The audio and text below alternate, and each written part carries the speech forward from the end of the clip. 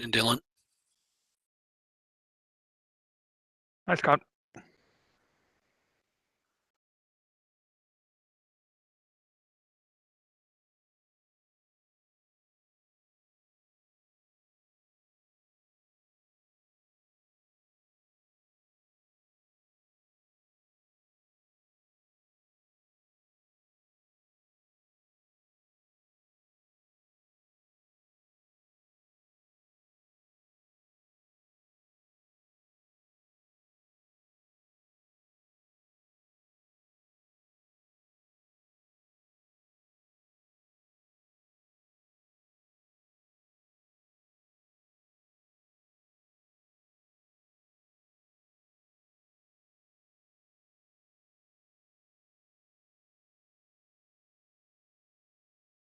You hear me, Dylan?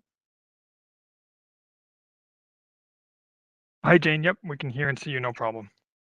Thanks.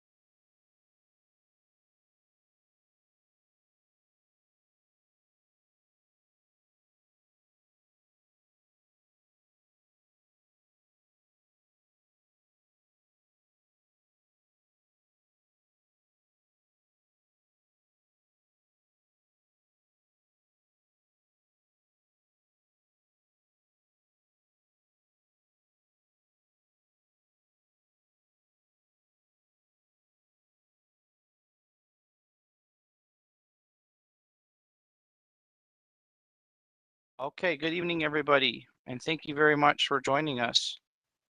And this is exactly why virtual is good on a day like today.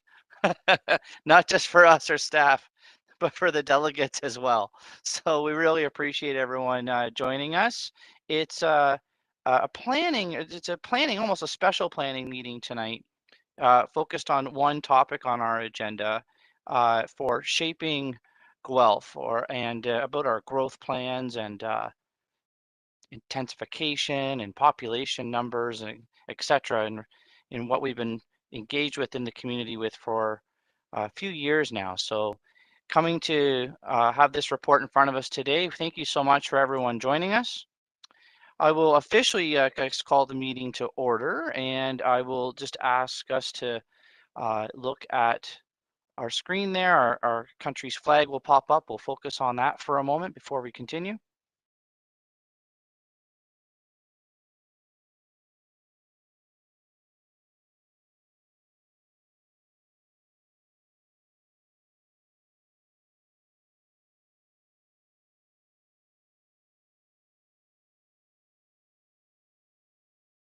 Thank you. And now just a moment of silent reflection.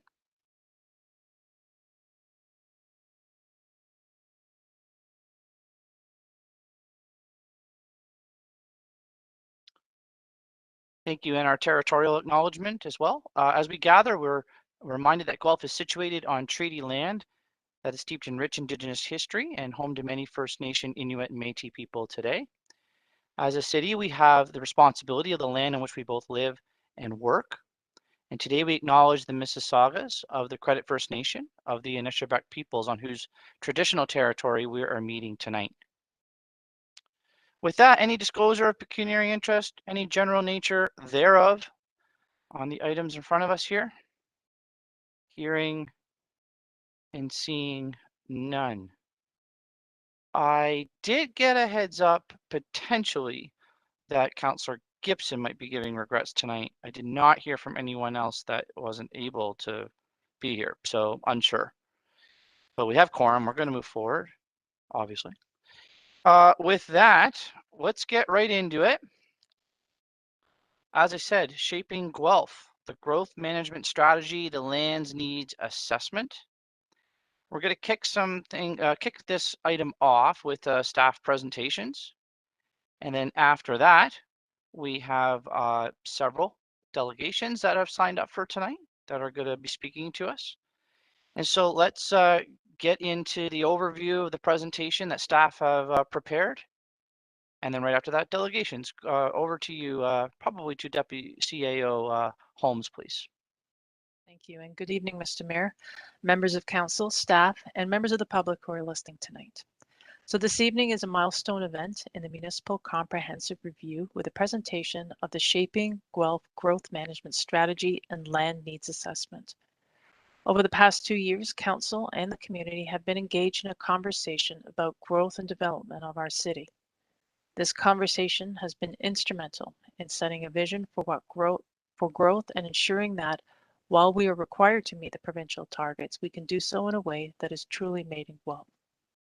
As you'll hear from our staff and consulting team, the preferred growth scenario provides a balanced approach. It balances meeting market demand for housing while at the same time supporting compact development throughout the city. It balances meeting growth targets while conserving and protecting our natural and cultural heritage resources and supporting our climate goals and our strategic plan directions. This work is not being done in isolation. This growth strategy is running parallel with and is in alignment with other city master planning processes, including the Water and Wastewater Supply Master Plan, as well as the Transportation Master Plan that will be before you next week. This evening, members of council, staff are seeking your endorsement for the growth strategy to allow us to proceed with community engagement prior to bringing the final strategy and official plan amendment to council for adoption later this year. And with that, Mr. Mayor, I'll turn it over to our staff and our consulting team to present the strategy. Good evening, Mayor Guthrie, members of council. My name is Melissa Aldinate. I'm the manager of policy planning. And with me this evening from Planning Services are Krista Walkie, our chief planner, and Jason Downham, our policy planner. And also joining us from our consulting team are Jamie Cook from Watson Associates, Patty Kennedy, and Kelly Martell from Dillon Consulting. We're pleased to present the Shaping Guelph Growth Management Strategy and Land Needs Analysis to you this evening. This presentation will provide you with the background for the Municipal Comprehensive Review, including a summary of the growth scenarios and details about the recommended growth scenario, a summary of the land needs assessment for the city, and recommendations for implementation through official plan policies and schedules. Shaping Guelph is the city's municipal comprehensive review for conformity with the province's growth plan, A Place to Grow, which is the growth plan for the Greater Golden Horseshoe. It is a set of provincial policies that sets out a framework for growth to the year 2051. A Place to Grow establishes population and employment forecasts and targets, and municipalities must conform with this plan. A Place to Grow sets out a forecast of 203,000 people and 116,000 jobs for Guelph by the year 2051.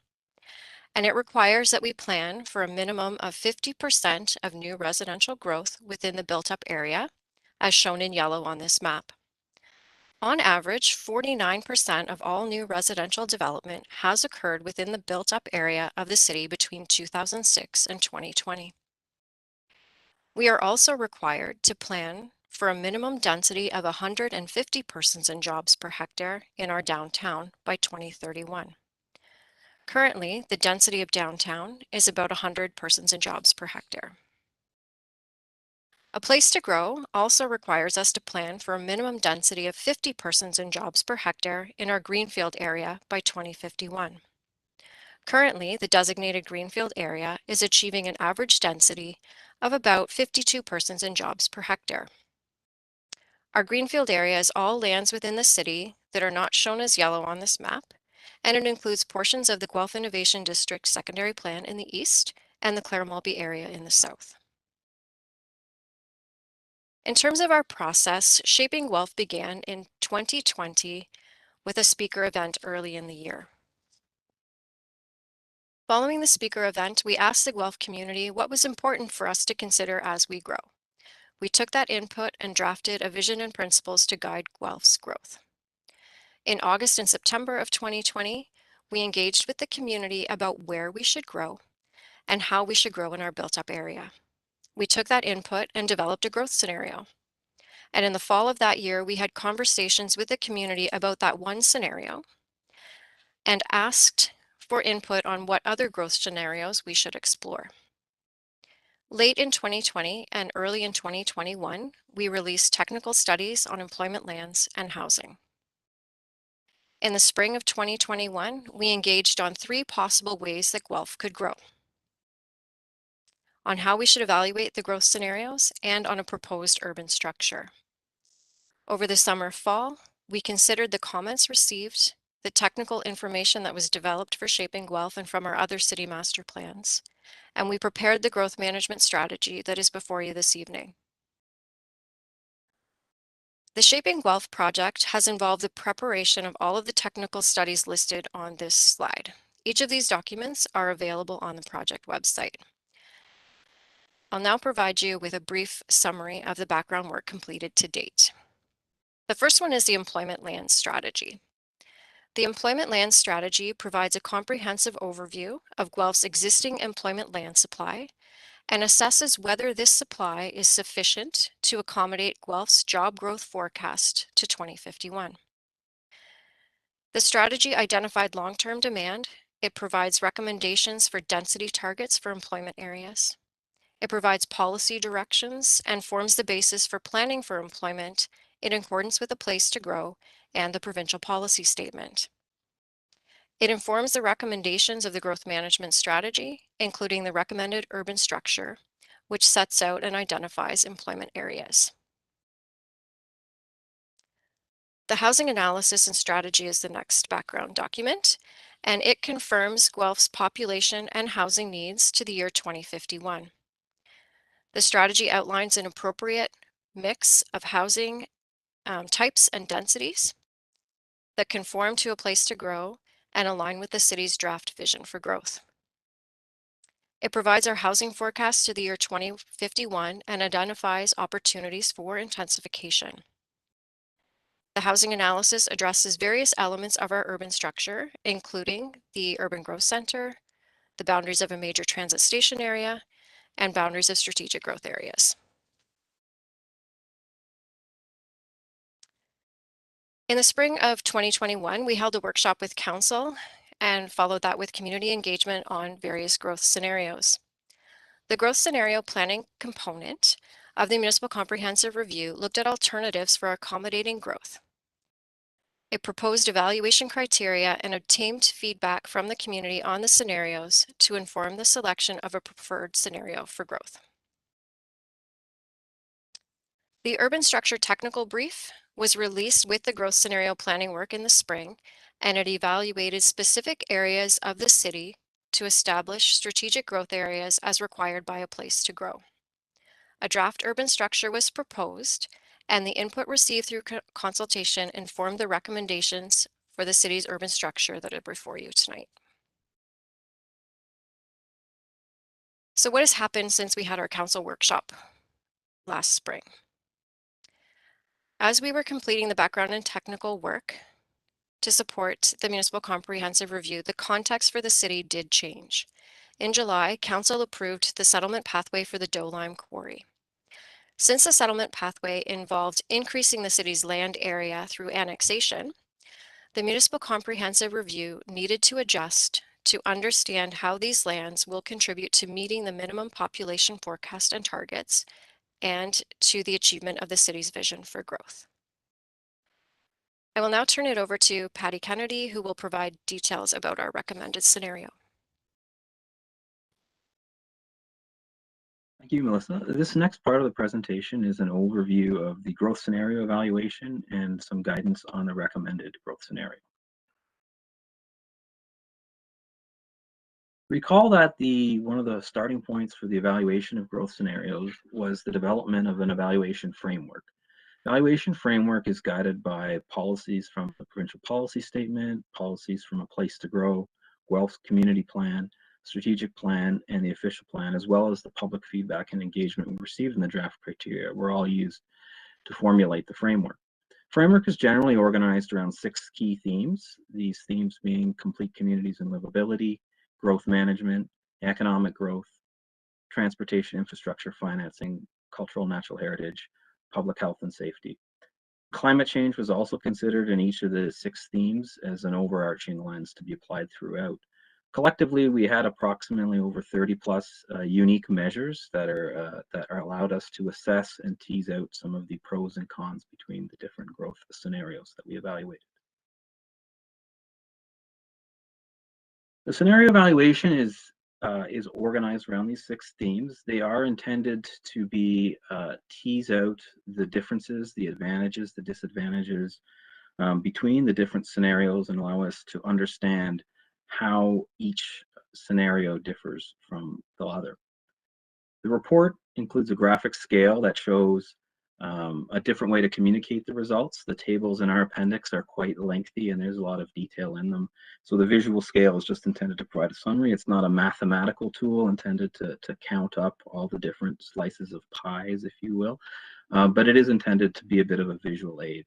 And overall, the recommendation for a preferred scenario is ultimately informed by the whole evaluation, not one particular measure, although you'll see some of the measures are a little more important than others when trying to understand the differences between the two.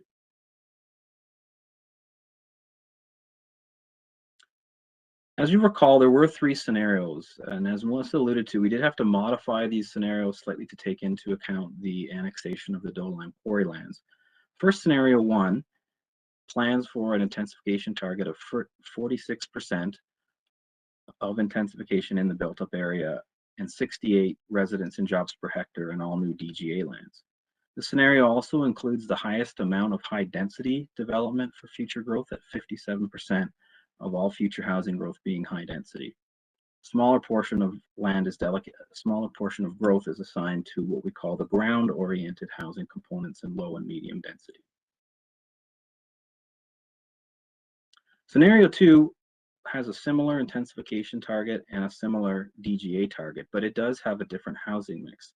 In scenario 2, a smaller amount of land is dedicated, a smaller amount of unit growth is assigned for high density development at 53%, and a greater portion of unit growth in the future is anticipated to be medium density and low density housing. The third scenario offers an intensification target of 50%, a lower DGA target of 66 residents and jobs per hectare. And under this scenario, we see the lowest amount of high density development with the highest amount of low density development. So when comparing the three different scenarios side by side, we have some pairing and matching between the intensification targets and the DGA targets, as well as different housing mixes. These combination of differences, while appearing subtle, are different from one another, and there are a series of unique pros and cons associated with each of these scenarios. Ultimately, the preferred scenario in the evaluation framework pointed towards scenario 2. Scenario 2 does provide the greatest range and mix of housing types within the built-up area, but it also allows for a greater intensity of development within the DGA with that higher DGA density target. Scenario 2 does provide this, what we believe is a better balance between the market demand for certain forms of housing, including certain forms of ground-oriented housing, while also supporting compact development in both the built-up area and the DG area. Under this scenario, because we are adding new designated greenfield area land through DOLIME, we would have to request an alternative target for intensification of 46%.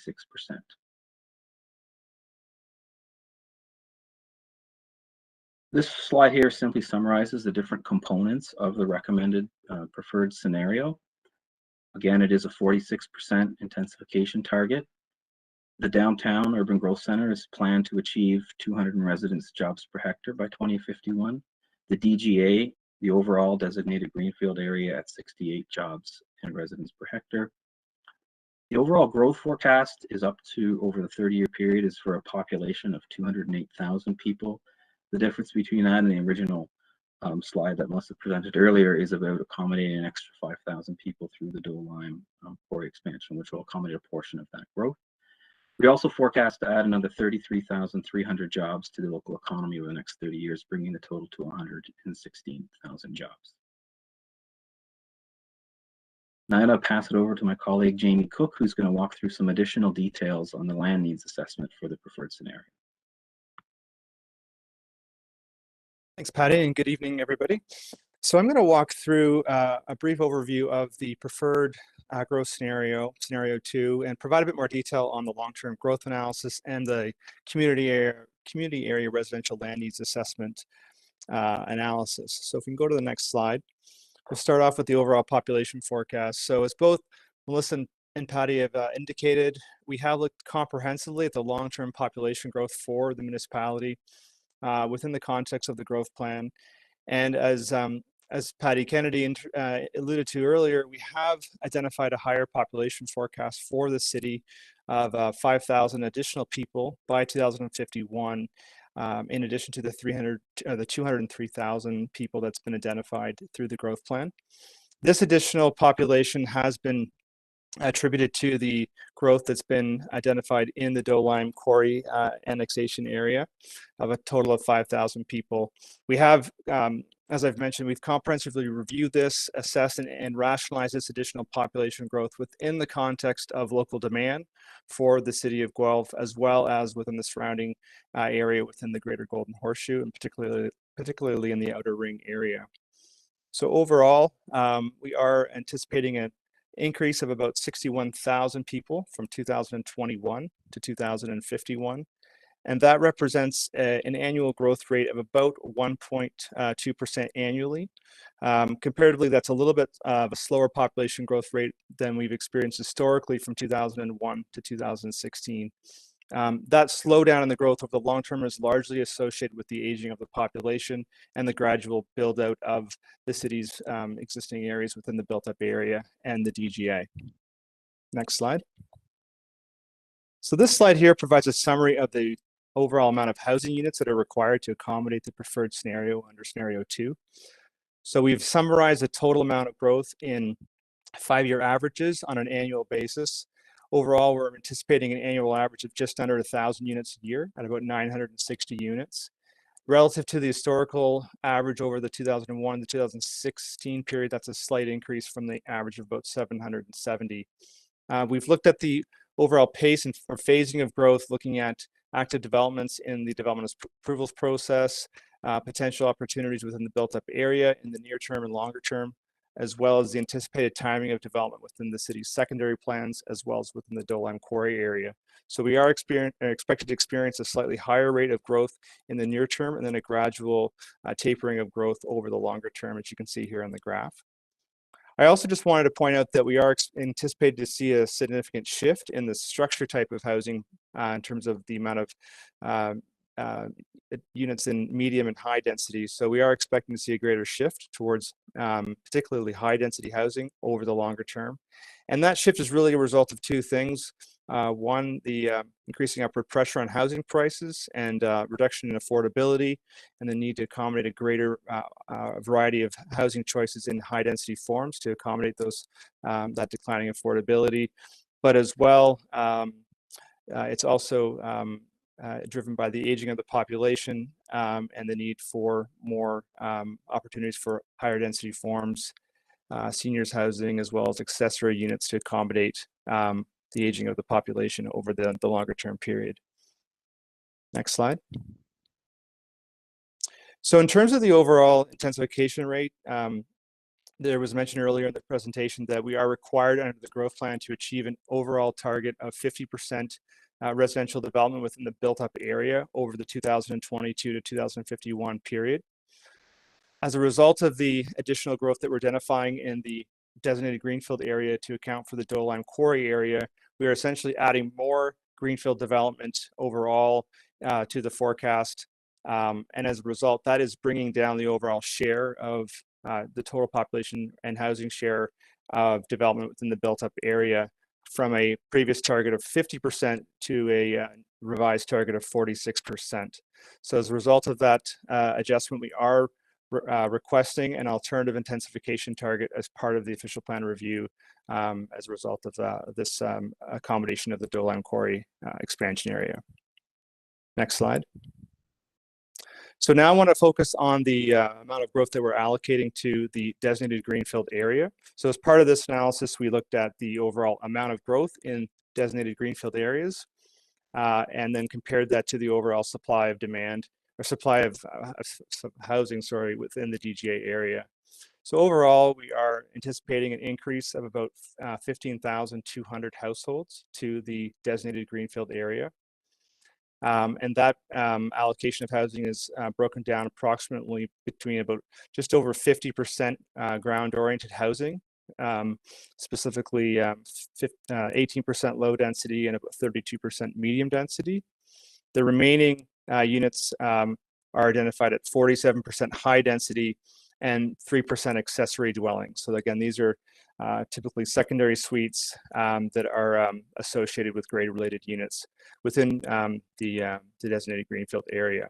So this mix has been largely derived by a review of potential demand for housing by type, but also a detailed review of the existing units that are identified within the secondary plans for Clare Maltby, the Guelph Innovation District, the Dolime Quarry area, as well as any other additional lands in the DGA that would be outside of those secondary plans or the Dolime Quarry area.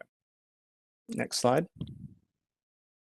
So when we compare that forecast of demand to the supply, we first looked at the overall amount of land that's identified in the DGA. And in total, there's about 975 hectares of land that are identified as designated DGA lands. This includes lands that are occupied as well as lands that are vacant. So as you can see here in the slide, about 45% of the total designated lands within the DGA are developed as of 2019 at the start point of when we conducted the analysis. The remaining 55% are either active in registered unbuilt plans or draft approved plans, which accommodates about 4% of that supply. And then the remaining 51% are identified in vacant on vacant lands within the DGA that are either in active plans that are not approved yet or are not in any stage yet of planning approval. Next slide. So that we then compared the supply and the demand to the overall, or assess the overall density of the lands within various stages of development within the DGA to get a sense of how much land the total amount of housing that we've identified would take up in relation to that overall supply that I just identified. And so as Melissa identified earlier, the existing density within the DGA on lands that are currently occupied is about 52 people and jobs per hectare. And then you can see there's a range of densities that have been identified through other either secondary plans that I mentioned, either Clare Maltby, which is at 74 people and jobs per hectare, the GID on the community area sides at a total of 139 people and jobs per hectare. The Dolime Quarry area, you can see at the far right is identified at 113 people and jobs per hectare. And then we have remaining lands that are in active development approvals at 119. That gives us a total average. Oh, and there's other designated lands that I did mention there at 50 people and jobs per hectare. So that gives us a total average of 66. Sorry, on the incremental growth, it's an overall density of 68 people and jobs per hectare that's identified there on the far right on the purple bar. When we add that to the existing developed lands at 52, that gives us an overall average of 66 people and jobs per hectare that we're planning for. Next slide. So this final slide just summarizes the overall need for community area land, comparing the supply of land with the demand over the long-term period. So we're planning for a total increase, as I mentioned, of 66,300 people. That's the total population at 51 within the DGA area, and we're planning for an overall density of incrementally of 68 people and jobs per hectare. That requires a total of 974 hectares of land.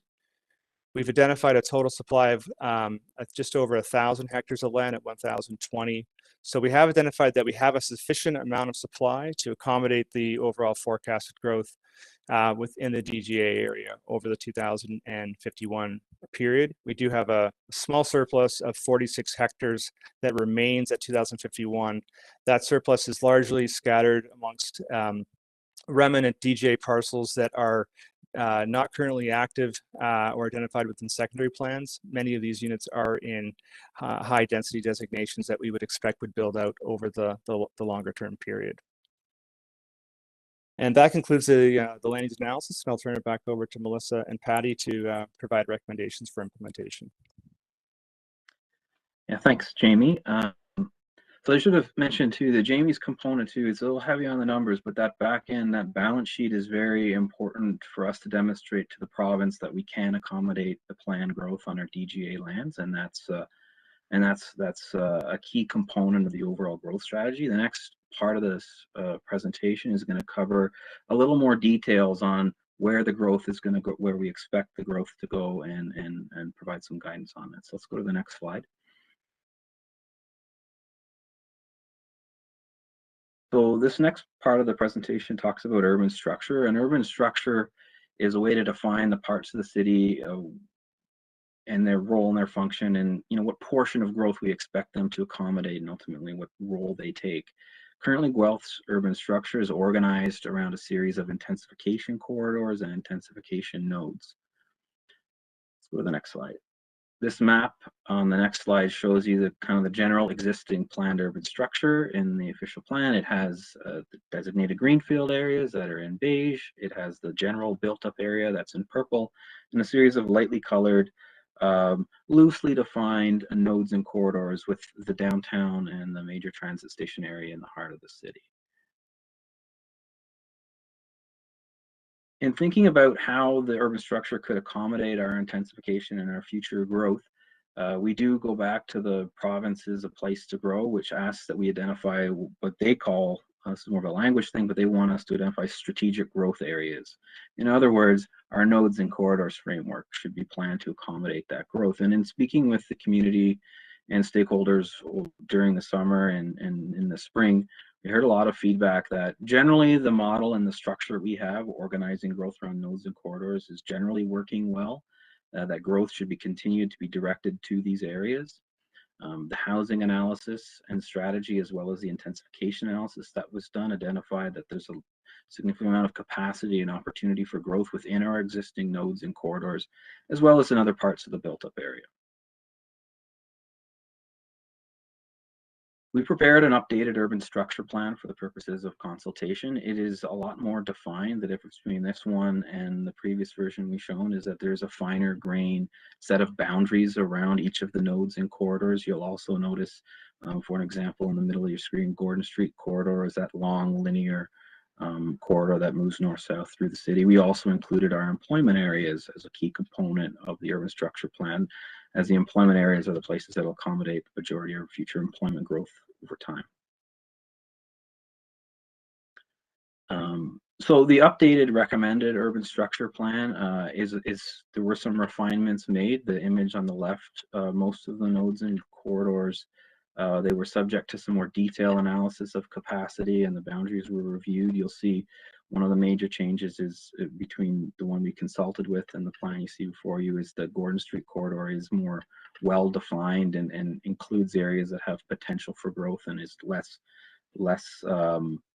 lengthy in its size, but more focused in terms of the actual places that have potential to accommodate growth. It also recognizes areas that have already been developed. So the urban structure plan isn't only about where growth is going to go, it's also about recognizing where forms of intensity have already occurred. The other component to the urban structure plan, as I said, is the employment areas, and this map here identifies our future employment areas that are expected to accommodate the majority of the employment growth. So just rounding out a couple of key items that would formulate the basis for the strategy, that form the basis of the strategy and provide direction for how we would craft a future official plan amendment. Obviously, the population is intended to be 208,000 people, the jobs at 116,000, with the incremental growth of 33,000 between 2021 and 2051. And when we think about these different components, they will form kind of the other framework for accommodating growth. Our built up area will be planned to achieve 46% annually of intensification. The nodes and corridors, including the Urban Growth Center and the MTSA, is planned to achieve 150 people in jobs per hectare by 2031. That's a current density target, and incrementally increase over time up to 200 by 2051. Each of the other strategic growth areas that are on the urban structure plan will have specific density targets that are assigned on an individual basis and based on a full build out. And there's a little more detail that Melissa's going to walk you through later on that front. Finally, the greenfield areas, Jamie did walk through the capacity of the greenfield areas in detail, but just to recap that the DGA is planned to achieve an overall of 68 residents and jobs per hectare by 2051. And the employment areas also have a series of density targets that break down at 40 jobs per hectare to the 2051 horizon.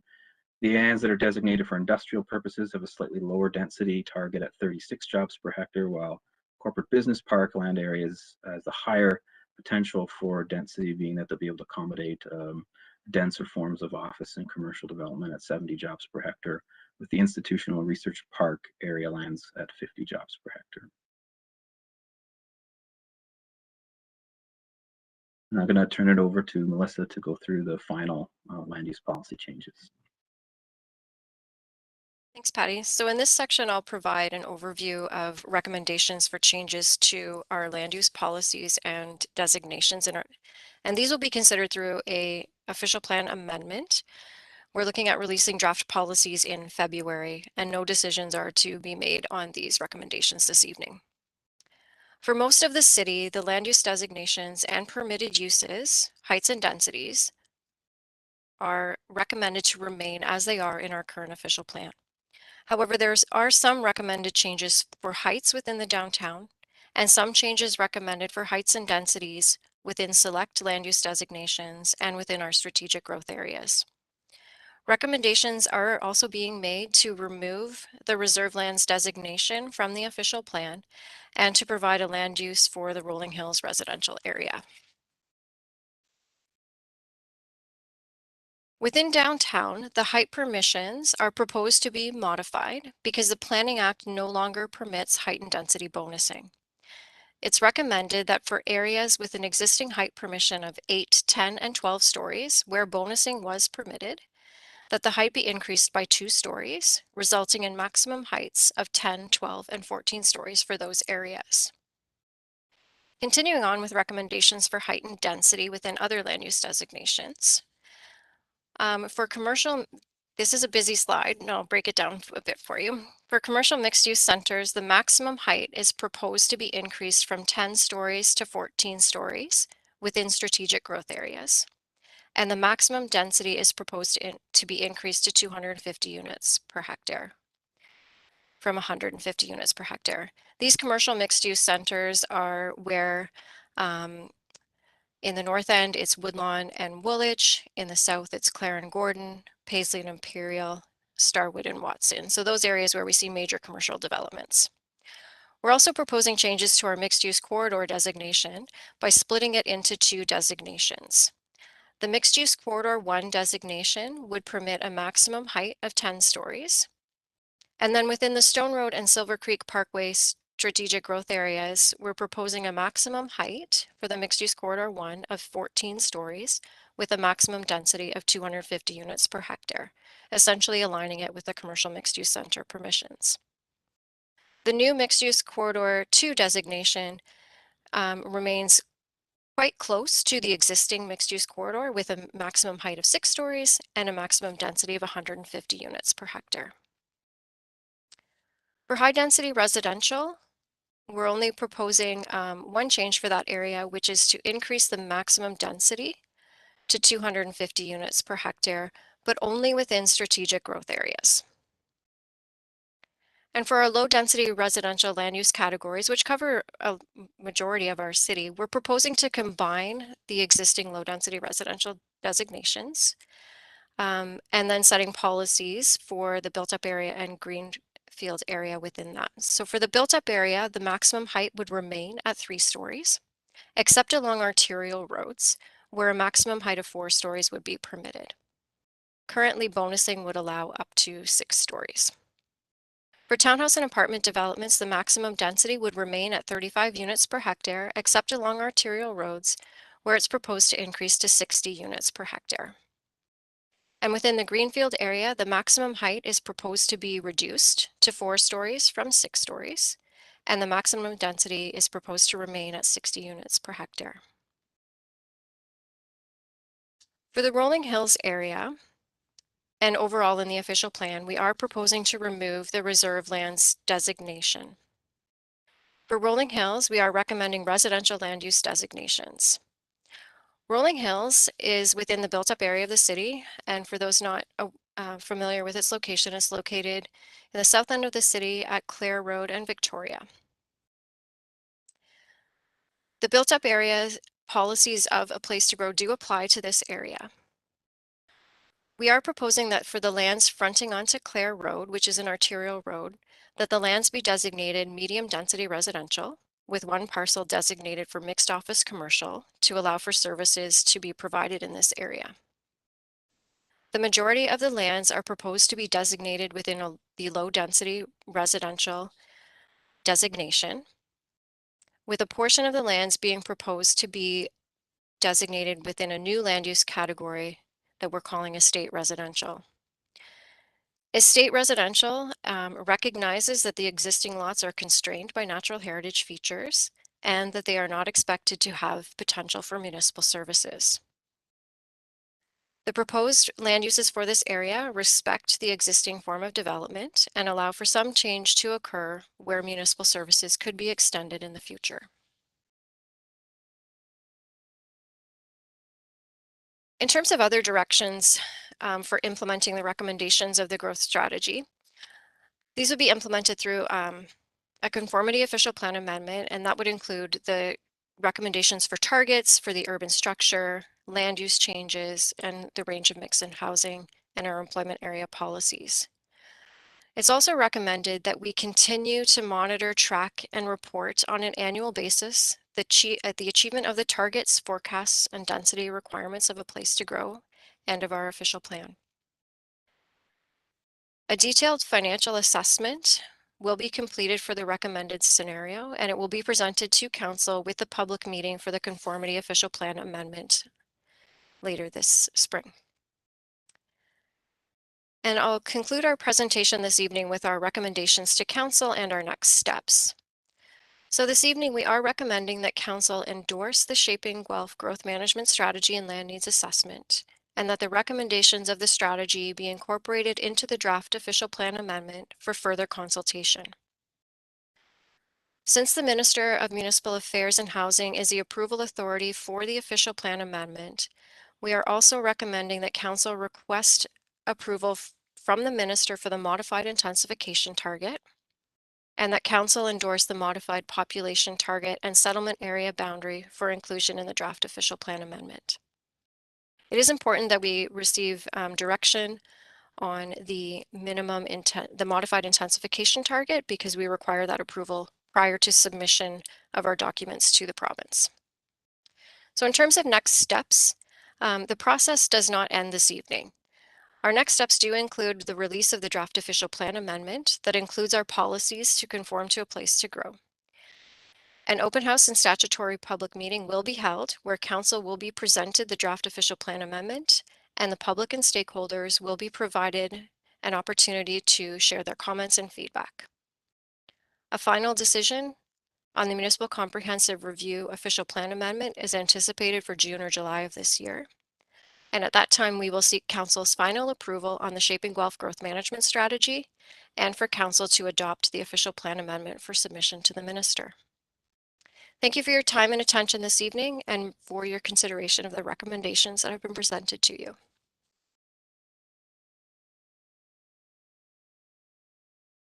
All right, thank you. Thank you so much. Oh, I'll take this off. Thank you so much. Let's get right into the delegations because we do have several. Now, before I get right into it, I have a question to Council. I've been made aware by the clerk that one of the delegates, due to the storm, is caught on an airplane somewhere, and he was near the end, Shantz Sarmazian, and he was representing the local Home Builders Association, and because he can't make it, the what's the word I'm looking for? Past, thank you, clerk. The past president, Tom McLaughlin, has the same speaking notes and would like to just take his place because of the weather. Now, that's not normally done. And so I want to ask, under the circumstances, does anyone disagree with that? Does anyone challenge me as the chair on that? Is there an issue with that person just being substituted but reading the same thing? Okay, thank you. We'll just let it go. I appreciate it.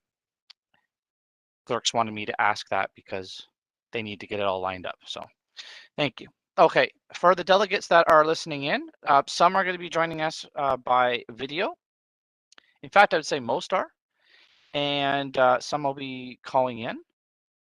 We have already had one delegate remove themselves, so we're down by one. You do have 5 minutes, no more than 5 minutes, and I will not interrupt you, but you have 5 minutes. So when I do interrupt you, that means you hit the 5-minute mark. So I really hate interrupting people. So if you could please not go past that, I would really appreciate it. Please stick around after your delegation is done, as I will ask my colleagues to see if there's any follow-up questions at all. If there are not, then I'll say thank you for joining us and you're on your way. We appreciate your opinions. We have a lot of delegations tonight, and that's fine. I mean, it's a big topic, and we appreciate everyone that has obviously taken the time to prepare for the delegations tonight.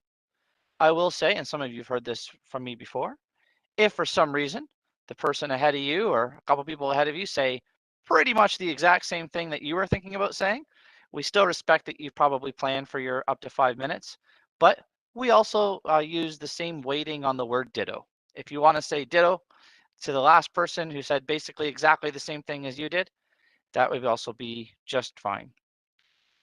You probably are as excited as I am to actually hear your council actually debate and discuss and ask the questions and get to the heart of the matter of the decisions in front of us tonight. And so we'd like to do that as soon as that we can, so that we're ready to do it for all of you. With that, thank you. And as I said, no more than 5 minutes. I'll just get my timer ready. And the first one we have is by video, and it is Hugh Whiteley. And let me see if Dr. Whiteley, I see your name on the screen, but let's just see if your video turns on for us.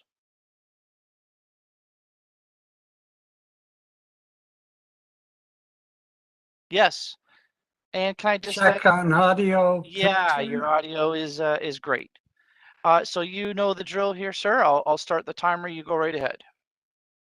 Mayor Guthrie and City Council members, I want to draw attention to two major deficiencies that I see in the growth management recommendations that are before Council tonight. The first deals with the intensification target. Both the future circumstances with adjustments to climate change and community opinion expressed at the workshop strongly support raising the intensification target that the city works towards. Staff recommendations are to reduce the intensification target. This does not correspond to what the community needs or what the community wants. I've realized during the presentation that this can be very simply dealt with by removing recommendation 2. What the city intends to work towards as an intensification target can be higher than the minimum that the province sets. There is no reason for adjusting the target downward when the city should be working towards raising it.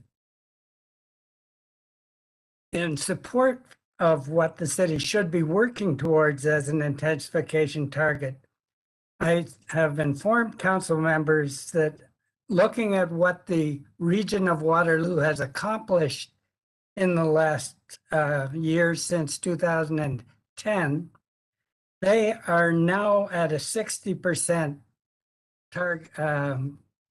target for built-up areas. And one of the municipalities in the region, the city of Waterloo, is above 80%. So a 60% target for Guelph makes very good sense.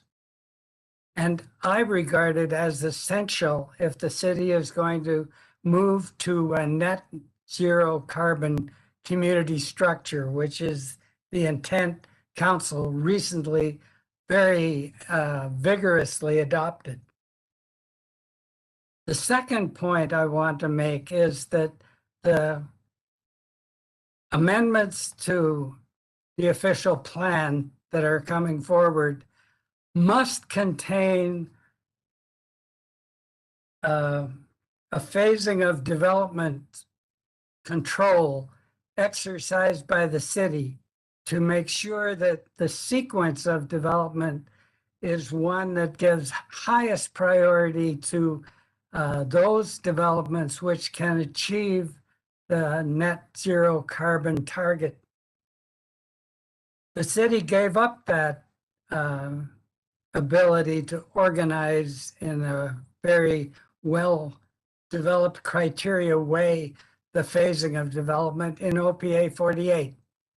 And so this time, the official plan amendments should restore the city's control over phasing of development.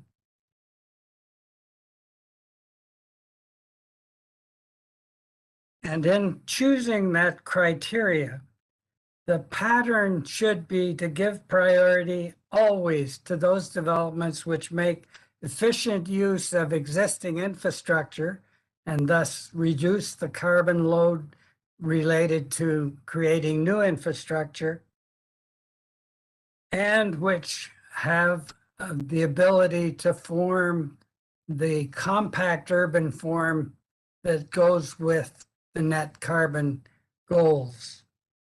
I would suggest that that priority order for phasing development would likely always give priority to any intensification development that's in prospect. Beyond that, the Guelph Innovation District is the only greenfield area that has the reasonable flat ground that is most efficiently adapted to urban development. After that, the rolling hills phasing that the city's now suggesting would be next.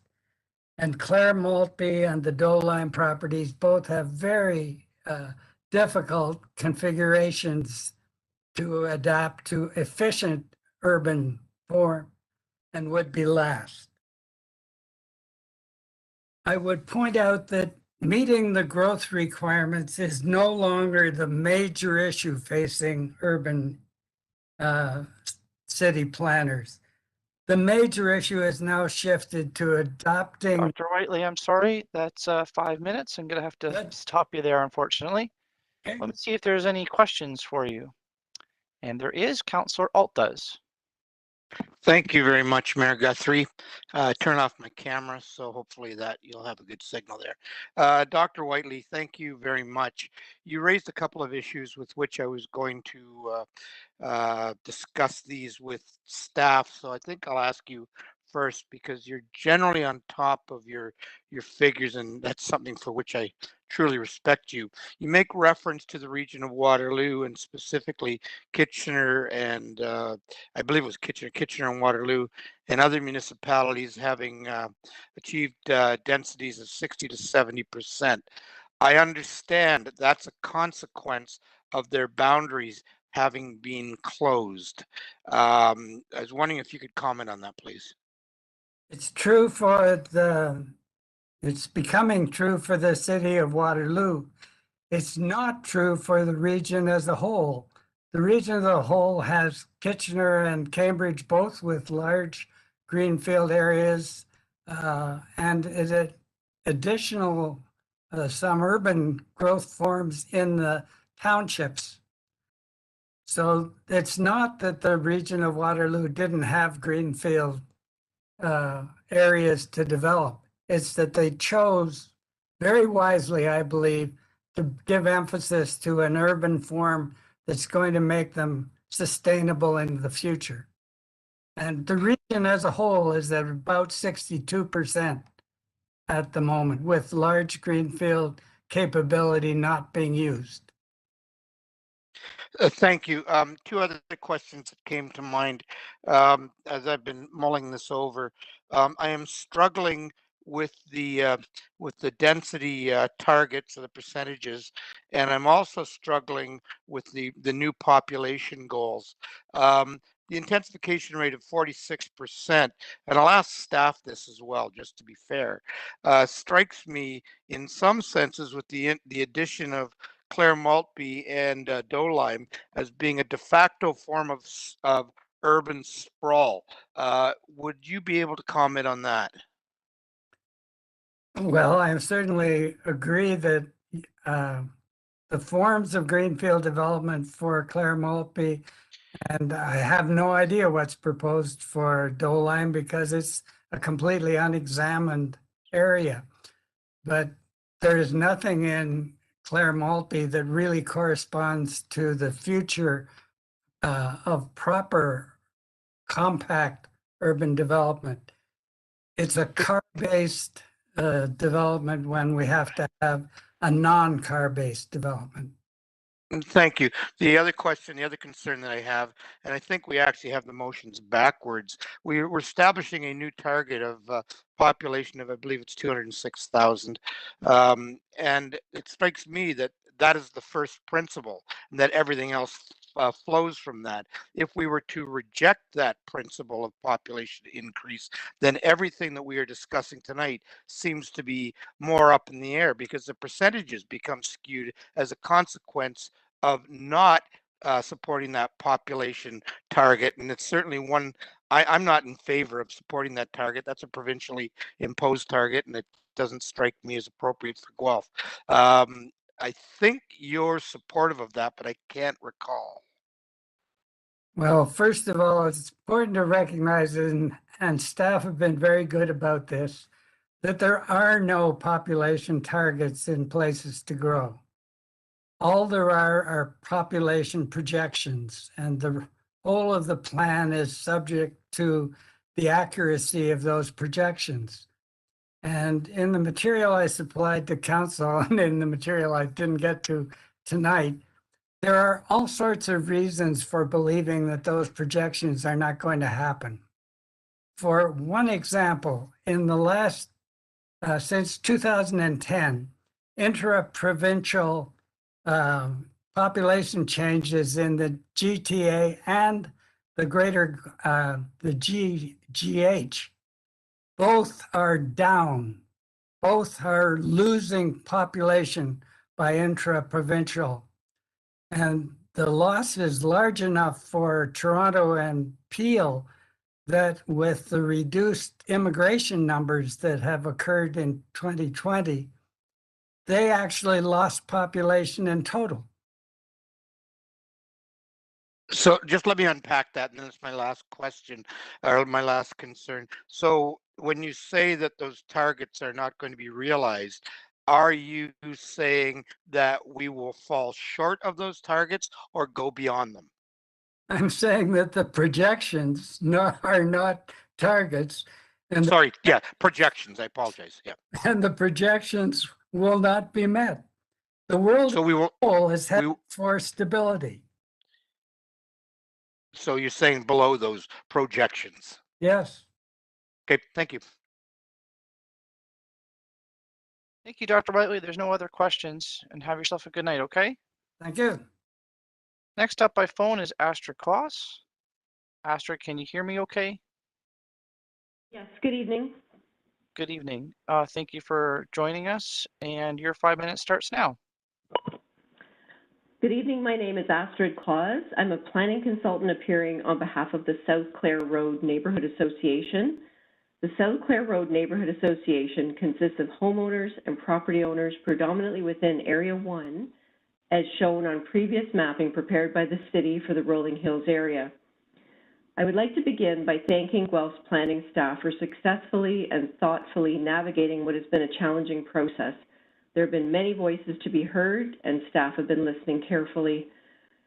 I'm here specifically to provide comments with respect to the recommended land use for Rolling Hills, as presented in the staff report and presented by staff this evening. On page 5 of the report, it states, it represents good planning to remove the reserve lands designation from the Rolling Hills area. This area is within the delineated built-up area and is subject to the policies of a place to grow that encourage intensification throughout the built-up area. The proposed amendments respect the existing form of development and allow for some change to occur where services would be available prior to 2051. I am in agreement with this planning opinion of staff. I have some additional comments to provide. We would like to have a dialogue with city staff regarding the new proposed significant natural area and natural area designations that appear on the mapping and have not previously been presented to the homeowners. Natural resource solutions have been retained, and we would like to work with the city to ground truth these areas to confirm that these new green areas reflect what exists on the lots today prior to the new official plan being brought forward to council. The recommended land use plan continues to show a dashed road connection to the south. I have provided comments on behalf of the landowner to the south through the Clare Maltby process, requesting that this road connection be removed. I understand that city staff feel it is responsible to provide a future potential servicing route in this location should the private services in the south portion of Rolling Hills fail. On that basis, I would suggest that a future servicing route be indicated on the official plan schedule rather than a road. With the existing roads in Area 1 having direct access to Clare Road East, there is no expectation that traffic would be increased on the local residential streets in the south portion of Rolling Hills. South Clare Road Neighborhood Association does not support a north-south road connection through Rolling Hills. There is an existing natural heritage system designation located between Area 1 and Area 2 that provides a logical divide and spatial separation between the two areas. We recognize that the low-density residential designation now proposed in Area 1 will permit significantly less height and density than the previously presented low-density greenfield designation, residential designation. It is understood that the low-density residential designation is the correct designation to be applied within the built-up area and will provide a sensitive and appropriate transition to the South Area 2 portion of Rolling Hills. With the introduction of a new Rolling Hills estate residential designation, there's an opportunity to maintain Area 2 as a stable estate residential subdivision within the city. I note that the OMB, previously now OLT, found in its 2015 decision that restrictive covenants are not an appropriate planning consideration. In conclusion, the South Clare Road Neighborhood Association supports the land use designations being recommended in the staff report for Rolling Hills, specifically for Area 1, and would like to work with city staff to review the new natural heritage designations prior to them being finalized in the official plan being presented to Council. Thank you. I'm available to respond to any questions that Council may have. All right, thank you so much. Let me see if there's any follow-up for you.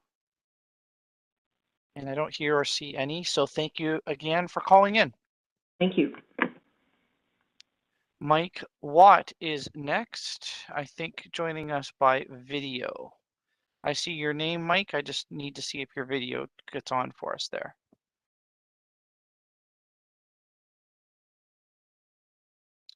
Why don't we try your audio too, Mike?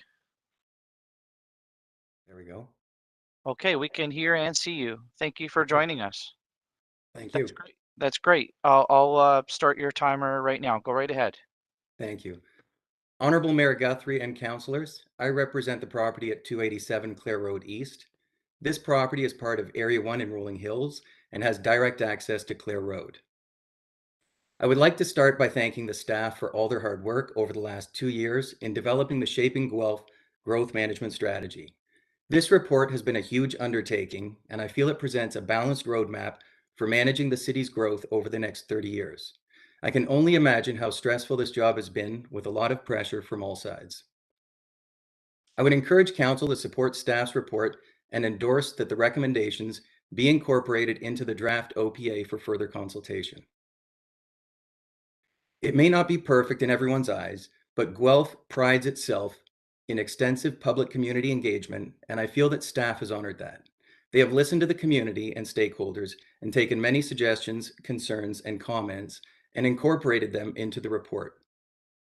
The growth of Guelph is inevitable. Although many people dislike change and growth, especially when it's in their own backyard, I believe this plan does a great job of managing growth in a sensible and sensitive manner.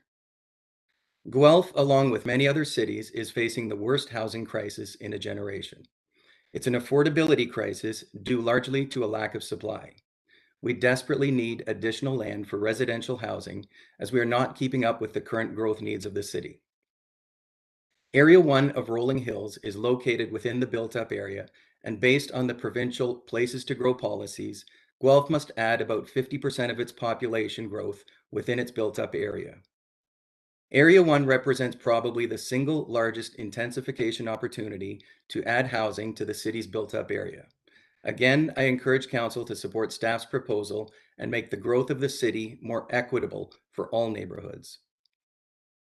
The development of Area 1 is an efficient use of existing city infrastructure while supporting existing schools, parks, trails, and the commercial node. It would also allow for public transit supportive densities along an arterial road. We need to ensure that Guelph has sufficient housing opportunities and that we provide a range of housing types for all income levels. The proposed density along the south side of Clare Road would help relieve some of the development on Gordon Street and other parts of the city. It would be compatible with the existing development on the north side of Clare Road as well as Area 2. City staff is taking the correct approach in dividing Rolling Hills into two distinct areas. Area 1, Kilkenny and Megan Place, has direct access to Clare Road. Development within Area 1 will not add any additional traffic to Area 2. There are no connecting roads between the two areas. They are separated by a wide, natural heritage corridor that must remain and be protected, and it acts as an excellent natural buffer. Where am I here? It acts as an excellent natural buffer between the two areas. We look forward to working with staff to continue discussions and refinements around the new NHS boundaries that were just presented in this plan. A majority of the residents in Area 1 are in support of this proposal, which is something that rarely happens. The character of Area 2 has been kept intact and is offered further protection with staff's proposal to add the estate residential designation, as well as the fact that the city has no plans to extend municipal services to that area before 2051. This is a sensible and sensitive solution for the residents of both areas and illustrates how staff have listened to all residents and stakeholders. It's also good planning. To summarize, I would like to reiterate my support for this plan, and I urge Council to support it as well. Council, you've had your work cut out for you on this one. There's been a lot of information to digest at over 200 pages, and I'm sure that you've had more than a few constituents contact you. Once again, I would like to commend staff on their hard work and consultation with the community. Thank you. Thank you, Mike. Let me see if there's any questions for you. There is. Councillor O'Rourke, please. Thank you, Mr. Mayor. Through you to Mr. Watt, just a quick question about the proposed commercial, was it office commercial designation that is on the south side of Clare Road? Because most previous conversations had been for primarily residential. So, and it really wasn't part of the conversations I had with a lot of the residents in Rolling Hills. Is there support or concern for that node given, or that designation, given how close you are to Clare and Gordon? I haven't heard any opposition to that. I actually know the owner of that property, and I believe he's speaking tonight. I think that's Clay and Jackie Seabrook, and I think that I don't think that there's any opposition on their part, and I haven't heard any opposition from any other property owners in Area 1. Okay, just curious about that. Thanks very much. No problem. All right. Thank you very much, Mike, and have a good night. Thanks for joining us. Thank you. And next up is Pete Graham, who I believe is also wanting to join us by video. And I see your name, Pete. Let's just see if the video goes on there. You can try your audio for us. Great. Yep, both are working. And I'll start the timer for you right now, Pete. Go right ahead. Perfect, thanks. So good evening. My name is Pete Graham. I'm with GWD Developments, and I represent the owners of 331 Clare Road. Oh, Pete, I'll stop the clock there for you. I think we're just having a little bit of trouble hearing you. So just wondering if you can maybe project your voice a little bit for us, or get a little closer to the mic, and I'll reset the timer for you, and let's start over and just speak up a bit for us, okay? Sure. My name is Pete Graham, and I represent the owners of 331 Clare Road.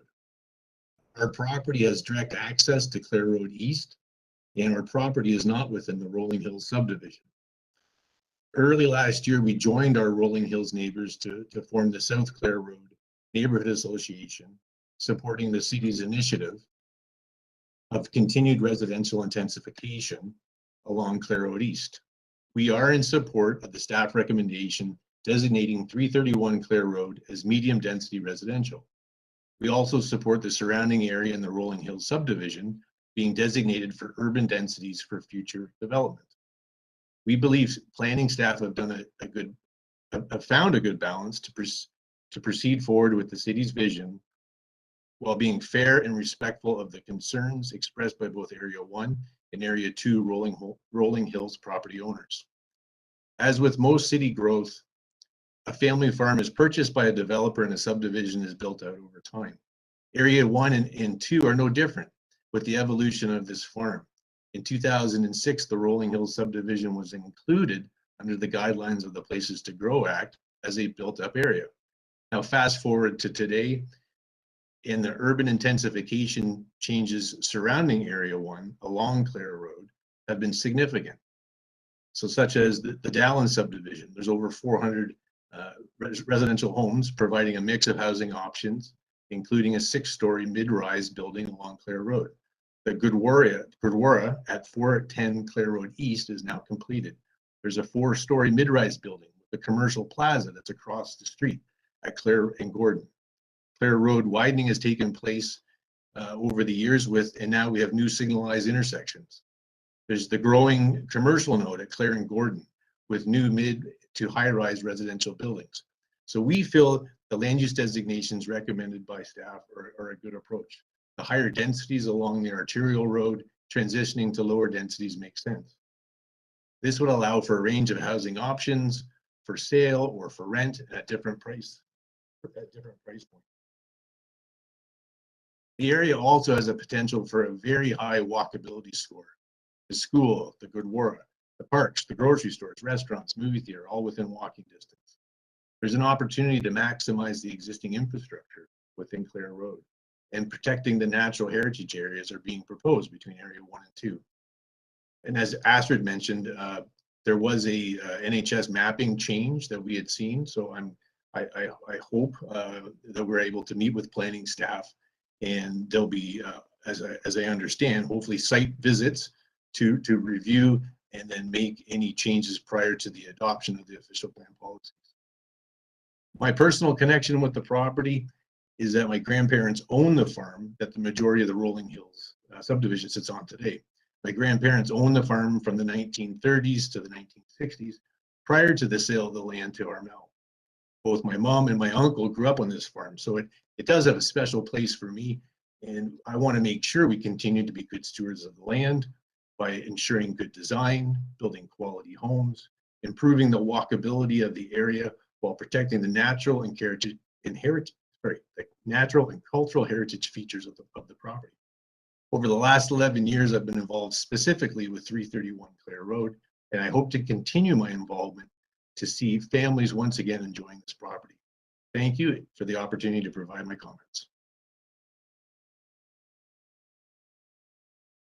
Thank you, Pete. Any follow-up with you, Peter, at all for any members of council? I don't see or hear any. No, well, thank you very much. Appreciate you joining us. And continuing right along, and thank you everyone for your delegations so far. We're moving right along to another video delegation, Ali Ashkar. Hope I'm saying that name. I see you up on the screen. So, yeah, thank you. I think my internet is not that good, so can I just, yeah. Absolutely. Yep. You can speak without the camera on. Not a problem. I'll start the timer for you. Go right ahead. Thank you. First of all, thank you for letting us to voice our opinion. First of all, I would like to say that Astrid is representing our view. And by the way, I am representing the 6 Megan Place. Actually, I'm no expert in this area, and I echo whatever Mike and Pete said. I just want to say that we had a significant discussion, this one in our household. Both me and my wife and our son, we are significant supporter, or we are supporting really any like environmental change and environment, and make sure that we have minimum impact on environment. At the beginning, really, I was not in favor. I was not involved. Again, we are both professional working in the university, at no connection with and no interest and interaction. And then we had a significant, as I mentioned, significant discussion at home, and we're saying that if this area is trying to develop, and city is trying to find land to increase land availability for a new development. So again, for a long time, I was really against it because I was not well informed. I actually did my study, and I went and asked my colleague that they are expert in the area of what is our environmental footprint per household. And both my wife and our son, actually, they convinced me to listen to the expert. And when I listened to them, they told us really that or land which is very close to Clare, it just makes sense, and what the city propose is make perfect sense from the environmental point of view. Therefore, I am fully in support of this plan that they have, whether my house is part of the like part of the plan for high rise or low rise or low density or not. Overall, I think this is a great idea. If the city needs land and the land is available in our property, I'm not going to lie. I love my area. I love to live in a very, very big house and big lawn and have a huge environmental footprint, unfortunately. But at the same time, I think we have to be realistic that the city needs land, and if this would be the most appropriate use of the land that had the least environmental impact, I'm fully in support of it. And again, thank you for providing the opportunity to voice our opinion, and thank you for the great report and presentation. Thank you, Ali. Thank you very much. And let's see, I don't see any hands going up or anyone asking a question, so I think we're done. And I'm wondering, is it the same household who's next who's speaking? Is it Faz Ashkar? Is that in the same household? Oh, okay. I was saying goodbye to you just in case you didn't hear me say goodbye to you, Ali. I meant to say goodbye. I hope you didn't think I was just kind of cutting you off there. But thank you very much for joining us. Faz, I see your name on the screen, and did you want to also speak to this item? Can you hear me okay?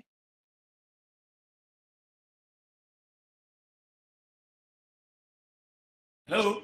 Hello, is this Faz? Yes, I am.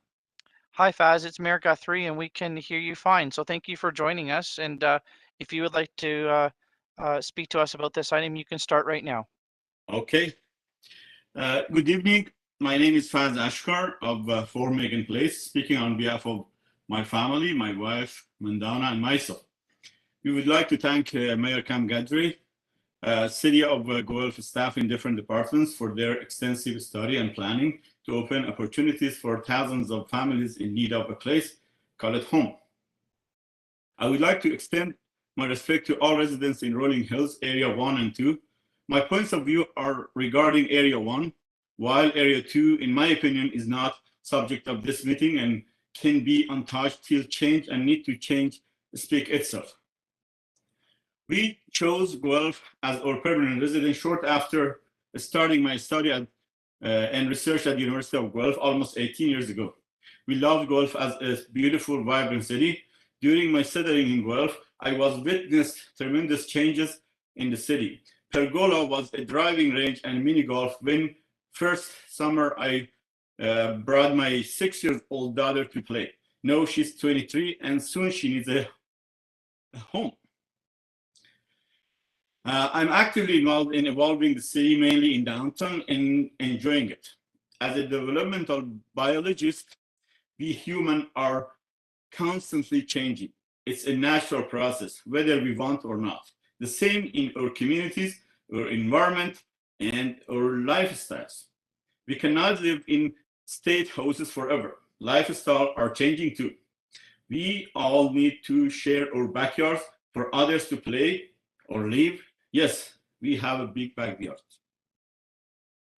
Not long time ago, I was opposing this proposal for same reason some of respected opposition do. Thanks COVID-19 made me think differently. Being fairly involved in real estate made me think of how come if my 3.5 acre of land becomes home for 34 families, still I can have a decent house. And if I really want bigger land and privacy, move to where is more suitable for me. Recently, the developable area map showed my house is not likely to have more residents, which is completely different from the plan presented many times since 3 years ago, and puzzled me and my neighbors. We started to deal with it through officials and professionals. That is not enough time for put it here to discuss. I hope staff can address it if possible. We still are in support of staff proposal for Area 1 with refinement to be included in the Shaping Rolling Hills plan for more cohesive density matches the need, environment, and other municipal and provincial mandates. We all need to know and recognize the need and the change. If I am falling in love with my property, which I am, within 10 years, maybe I change my mind or something happened to that my family will 100% change their mind. The development won't happen overnight. We should consider it. There are 17 families living in Area 1. The average of land is used per family is more than 5 acres. The average of family size is 3. It means more than 1.7 acre per person, not per adult person. These are facts, does not matter. The motive of the supporters is money or not, which in my case is not, as per the map, the same as for my neighbors. It serves the same purpose regardless of intention. I have no problem more people living beside me. My kids could not have playmates. I hope my grandkids have. Lack of house inventory pushed the housing prices astronomically. We are talking about availability, not affordability, in our support. This area can significantly contribute to address the growth, need, and change. While we really enjoy our home and natural environment and its landscaping, we think it is pushing the limits of exclusivity further than it should be. My wife, Mandana, and I strongly support the strategic plan in which Area 1 become included in planning program to intensify density in the third area. And I'm sorry to interrupt you, Faz. I'm so sorry, but okay. that's your 5-minute allotted time that's allowed. So I'm going to have to stop you there. And I do really appreciate you calling in. Let me see if there's a follow-up question for you, which there is not. So we do appreciate you calling in. Thank you very much. Okay, the next is James Nagy. And the clerks have indicated not by video. So James, can you hear me okay? I can. Can you hear me? Yep, we're hearing you fine. And so I'll just Good. start the clock for you right now. Go ahead. Thank you. First of all, I'd like to extend a sincere thank you to Mayor Cam Guthrie, the staff, and councillors. You've been inundated with calls, comments, and things. We've lived this for 23 years. We've lived this proposal for about 10 years when 331 Clare Road went to council looking to develop. It was nothing that we ever thought of. One thing that Cam Guthrie once mentioned at one of the other ones was don't repeat what everybody said, just say ditto. So I'm going to say ditto for every single person that spoke on behalf of our South Guelph Clare Road neighborhood group. We have an overwhelming amount of people along Clare Road and within Area 1 that are in support of this proposal. I cannot say enough for staff as well as councillors that have spent their time, energy, and I'm putting this on a personal level. I could repeat everything they said, but that serves no purpose. Just the energy that these people put into this. And my wife and I have been excited about this. You know, it's a place to put houses for my kids. It's a place to grow and participate in Guelph. I moved here in 1981, met my wife, and she's still married to me and likes me, which is good. And the reality is this, we grew up our families here. We have no intention of leaving. We love Guelph. We love Guelph. And the reality of this is it's grown, it's changed. Doesn't matter whether you look downtown or St. George's Park or whether you look to the west, the east, the north, lands were annexed to provide places for families and homes. This report is extensive. It's incredible. It identifies everything. It took everyone's comments and considerations. It outlined what the provincial policies are. It did everything that you would expect that respects everyone. And then you get some comments from other people like, I've got, if I may, and I'll point a couple of fingers, but you got Gowling saying that, no, there's a restrictive covenant and we'll sue you and you can't do this. You can't. No, restrictive covenants have no place in the policies. I've talked to people, and you might find this shocking. I've talked to people in area number 2 that have said, neutral. I think it's a great idea, but I'm neither here nor there. I've talked to people who said, I'm in support. I think it's a great idea.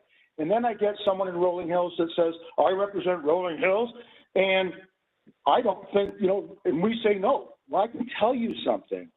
That's not the way Guelph is changing. There's a lot of people that recognize that we can contribute. I got a temple. I never thought I'd have a temple across me. I plowed their snow today because we had a big snowfall, and they're wonderful people. The reality is the landscape of Guelph is changing. The needs of homes are here. As a real estate agent, I sell real estate in Guelph, and I've done it for over 30 years. There's high demand for people coming here. Every town, every city, every area grows. If you don't see that, then you're blind. The reality is this: there's a need for homes. There's people that want it. We were named one of the top 10 cities in Canada to go to. How the heck could you not think that there's going to be demand here? And Hugh Whiteley had some great comments. I love his comments. The reality, though, is Guelph is not going to be shrinking. It's one of the best cities. I wish in 1981 it was still 90,000 people. I came here because I love this city. I still like the city. I still love it.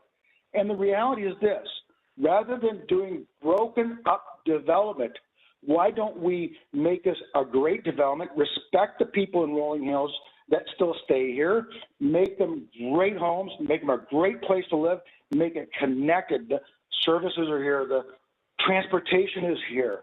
Everything is here, guys. You just have to open your eyes and say, let's do this as a community, because people say, well, we're a community. Well, if you want to be a community, let's make it a great community. Cam Guthrie, you've done a great job. The councillors, I've listened to councillors on some of the meetings there. You guys put your hearts and souls in this. Why would you not put your heart and soul into Guelph? Why we could annex more land from Puzzledge, and we could do urban sprawl, and we could put a bigger carbon footprint. Every single person that has spoken from our group has talked about every different aspect of what makes this city great. Let's make it better. Land values for any person that stays in this area and says, oh, we're going to lose our value. I'm going to say, get lost. Give me your house. These properties, your house is not going down in value. Your neighborhood's not getting worse. It's getting only better. And I thank every single one of you for your efforts.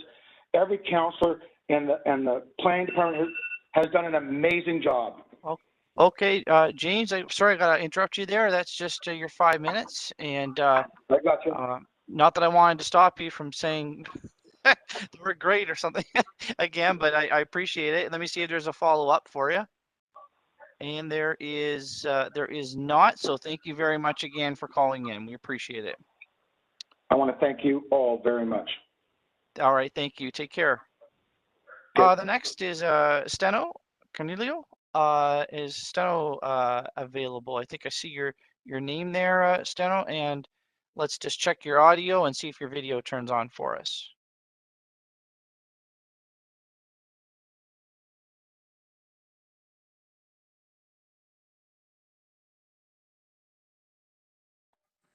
So Steno, I do see your name on the screen. Can you hear me okay? Yes. Okay, great. Did you want your video to turn on, or did you just want to just talk through audio? No, I don't want to scare anybody. Sorry. I know. Okay, that's all right. Not a problem. Okay, I'll start the clock for you. You go right ahead. It will be short. Okay. Honorable Mayor Ken Guthrie, Member of Council, City of Guelph staff. My name is Steno Carniello. I live in 9 Kilkenny Place, and I am in favor of the redevelopment the area of Rolling in the state. I would like to commend the great work of the city staff. I would like to thank the mayor and the council for the extra work they were subjected on their personal time to answer all the email and phone call from many people involved either side. I was going to repeat most of the point of the delegate before me made, but it's no sense for me to repeat what other before me in broken English. Before me said in broken English. So ditto to the delegate before me. I am a proud Guelphite for 54 years. I've watched the city grow from 55,000 to almost 150,000 people. When I arrived, Stone Road Mall and the Allen Expressway were not even built yet, and Stone Road was considered the end of the Guelph to the south. I always been pro-development, but never will have imagined in my life the growth that Guelph has had. I hope I will still around when Guelph will be built up to multi-road. I urge council to accept the recommendation of the city staff and include Rolling Hill Estate Area 1 to be developed. Thank you. Well, thank you very much. We appreciate that, Steno, and let me just see if there's a follow-up for you. And there is not, so you have yourself a great night, and thanks for calling in. You too. Thank you. All right, Jackie and Clay Seabrook is next, and I do have down here also by video if you wish. Let me see. I do see your name coming up on the screen. So would you like to also turn on your video? All right, there you are. Do you want to just test your audio for me? Can you hear me? Yes. Yes. Thank you very much for joining us tonight, and I will just start the timer now. Go right ahead. Okay, so I'm speaking on behalf of Clay and myself. Clay is here with me, and I'm not going to take very long because Peter and Mike and James, everybody's basically said the same thing. I just think it might be helpful for council and the planners to know that we are at 2 Kilkenny Place. We were the first people on Kilkenny and the second people to live in the Rolling Hills subdivision that's part of Section 1. When we moved there, Clare Road was a tar and gravel road, 2 lanes and fields north of us. And now I take my dog for a walk every day in what is an amazing neighborhood of schools, houses, stores, libraries, childcare has just gone in. And it's come to our attention that it just isn't the place that we came to live. And it's not logical to stop at Clare Road. It's important for people to be able to cross the road and use everything that's there, like when I walk the dog, and take advantage of what's happening. So a lot has changed. Now that the Area 2 is protected for our neighbors to the south, we can do nothing but endorse the changes and say that we urge council to take a look at this plan and continue the great planning that's happening right across the street from us right now. Thank you for your time. Well, thank you very much for calling in, and let me see if there's a follow-up for you two there. No, I don't hear or see any. I do see though that you may need those snowshoes on your wall behind you in there based on today. All right. Well, thank you for joining us tonight, and have a good one. Take care. Bye. Okay, we're moving right along here, folks. This again, thank you for everyone that's prepared for tonight. We appreciate it. Angela Baggio is next, and let me see if you're coming in here for us. Yes, and I do see your name on the screen. And let's just check your audio and video there if you wanted to turn your video on. There you are. I do see you. I just can't hear you.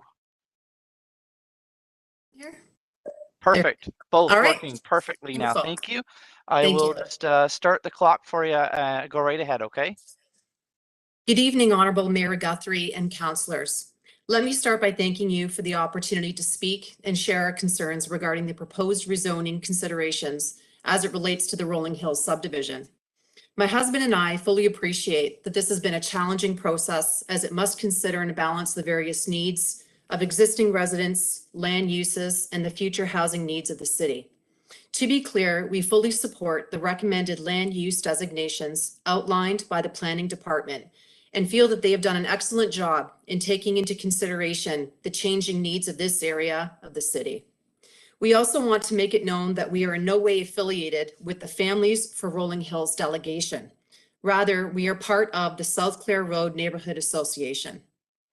We have resided at 2 Megan Place for over 20 years. We have raised our family here. During that time, we have seen this area of the city grow and develop and morph into a busy corridor. Our house specifically is located at the corner of Clare Road and Victoria Road. What was once a quiet neighborhood is now bustling with commercial and retail space, schools, condominiums, and consistent traffic. Further up the road towards Gordon, we have additional condo complexes, religious establishments, along with restaurants and a movie theater. It is clear that this is an ongoing vision for this area, and it is most definitely not preserving or protecting the integrity of what some refer to as an estate lifestyle of Rolling Hills residents. We believe it is unfair to now argue that Rolling Hills must be preserved. We have heard some arguments from some individuals saying that Rolling Hills must be saved. The idea of the quiet estate lifestyle is no longer a reality here for these residents. The time for that has long passed. I noted that we support the redevelopment of properties along Clare Road, as these are the properties directly impacted by the ongoing development and traffic. We appreciate that those properties located in Area 2 are in a different situation from that in which we find our property, and therefore we also want to make it clear that we agree that those residences are not directly impacted and should be preserved, and are glad to see that that is now being taken into consideration. What we are seeking is redevelopment in our specific area to reflect the immediate areas surrounding us more accurately, which is very different to that of Area 2. This area is in a prime location of the city. It is the reason why we have seen the development we have thus far. It makes good sense to utilize this land for intensification. Living here among the traffic and noise and the daunting physical structure of the condo complex brings home the reality to us this is no longer an estate property, but rather a property that feels perhaps out of place, out of touch, and has outlived its purpose. It is our opinion that these lands need to be integrated into the structures that now surround it and dominate it. As mentioned by Clay Seabrook's wife, it has become a changing neighborhood. The fact that we have schools and active physical structures which support community development, it's important that we see that develop in the same way. In preparation for this meeting, we were provided with a new map outlining the proposed rezoning recommendations. The recent map now outlines a natural heritage system, which came as a surprise to us, as this was the first time we've been made aware of this new mapping. Previous communication maps and public meetings never outlined this natural heritage system. If possible, we would like to have more information regarding the methods, tools, and processes which were used to determine this new mapping outline of the natural heritage system. We will fully cooperate and welcome any council members or accredited professionals specializing in this area of expertise to walk our property and take an accounting, perhaps, of what exists on the property as it is now. This new mapping does have a significant impact on the future development prospects of Area 1, and we would ask that council and all parties involved in the decision-making process continue to welcome an open and ongoing dialogue. Let me reiterate that we appreciate and support the planning department's effort to consider the changing needs of our neighborhood, and we ask that council take our concerns into considerations as we move forward in this process. Thank you very much for your time. Great, and thank you very much. We appreciate your preparing the delegation for us. Thank you. I don't think there's any questions, don't see any hands, but let me just ask, and nope, I don't hear any or see any. So again, thank you so much and have a great rest of the night. Thank you. Take care. Jeff Robinson is next. And I see your name popped up on the screen, Jeff, and let me just see if you wanted to join us by video as well, which, yes, there you are. And can you just test your audio for me? Yes, I can hear you fine, Mayor. Okay, and we can hear you fine as well. So thank you for joining us, and I'll start the timer for you. Go right ahead. Great. Thank you, Mayor Guthrie. Good evening, councilors and staff. My name is Jeff Robinson. I'm Director of development planning at Reed's Heritage Homes. Reed's Heritage Homes has been a part owner of the property at 331 Clare Road East since 2011. We are also part of the larger landowner group, the South Clare Road Neighborhood Association, within Area 1 of the Rolling Hills community. Reed's Heritage Homes has been a home builder in Guelph for over 40 years, with many communities throughout the city, including Westminster Woods to the north of Clare Road East. I submitted a letter dated October 21st, which is part of your agenda package before you tonight. Our letter supported the proposed strategic growth area, which would ultimately lead to the redevelopment of our property at 331 Clare and the broader surrounding area along the south side of Clare Road East. We are in support of the staff recommendation before council this evening, which proposes to redesignate 331 Clare Road as a medium density residential land use.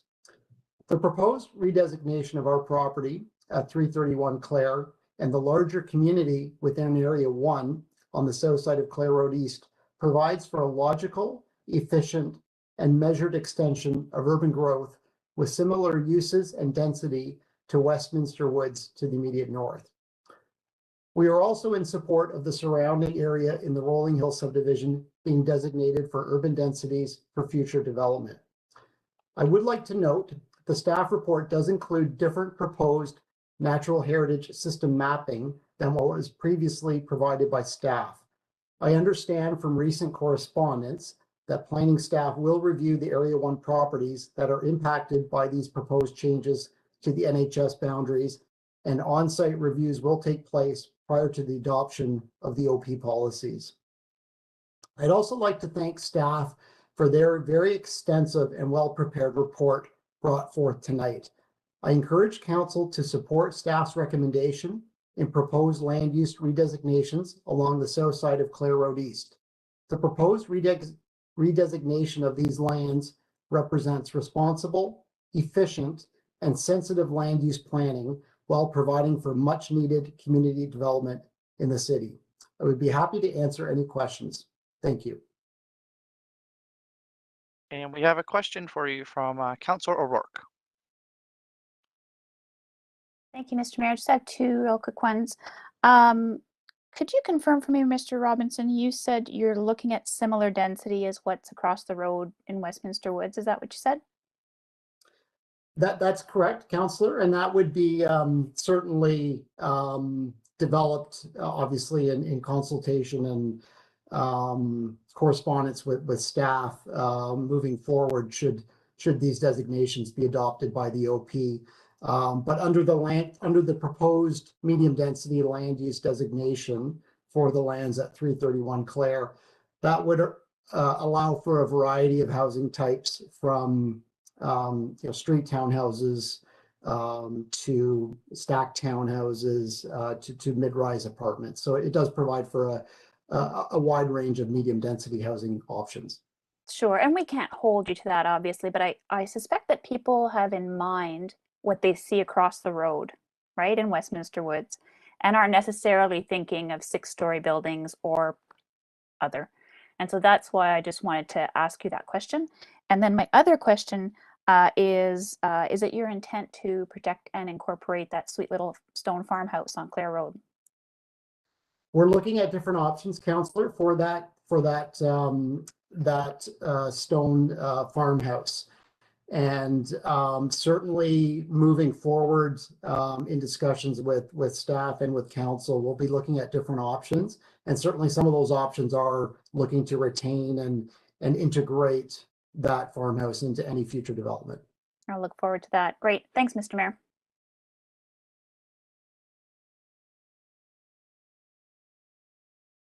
And thank you. That is it. So thank you very much, Jeff. We appreciate it. Thank you. Thank you.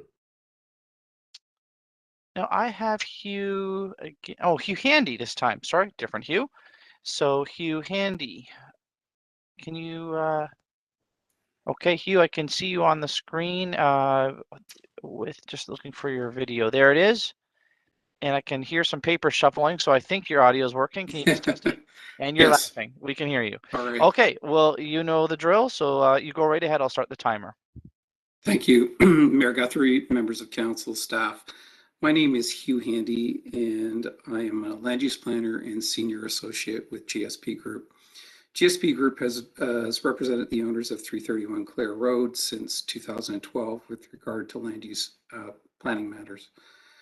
GSP submitted a letter on October 8th, 2021. It's in your agenda package related to 331 Clare in support of the proposed strategic growth area. Area 1 in Rolling Hills.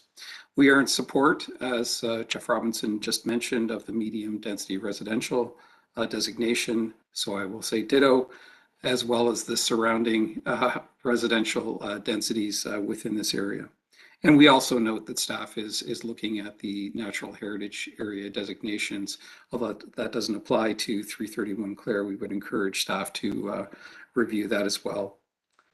Staff has had a lot to balance, no doubt, and obviously, even given the dialogue tonight, seems to be a focus of attention in Rolling Hills. But we appreciate their careful consideration of what is before you this evening. In terms of history, in 2012, 331 Clare was subject of a development application for 60 townhouses, the retention of a heritage house, which GSP and I was specifically involved in. The application was ultimately appealed to the Ontario's official plan and zoning bylaw amendment, which was ultimately appealed and dismissed by the Ontario Municipal Board. The reasons in part for that dismissal was prematurity and the need to complete more detailed planning for the reserve lands, which 331 Clare lies within. The Rolling Hills subdivision was ultimately removed from the Clare Maltby secondary plan, and this process was to be the process for looking at future, potentially future land uses for 331 Clare and the broader area. We believe there is merit in intensification in the north end of Rolling Hills, south side of Clare Road, including 331 Clare. For the reasons noted in my letter, some of those commercial you've heard, close to schools, parks, trails. It's on an arterial road, it's close to transit. It checks a lot of the boxes that myself as a planner would be looking at, and obviously your planning staff as well. Again, we look for the support of staff, of the staff recommendation with respect to the proposed residential designation of 331 Clare and the surrounding area. And I would be happy to answer any questions that council may have. Thank you, Mayor Guthrie, council. And thank you, Hugh. I'll just stop the timer here and see if there's any questions for you. Don't see or hear any, so you're on your way. Thank you very much again for delegating. We appreciate it. Thank you very much. Okay, and the clerks have indicated to me that Lynn Bartlett is actually going to look to talk to us over phone. So Lynn, if you're able to hear me, can you hear me okay? Yes, I can hear you fine, Mayor Guthrie.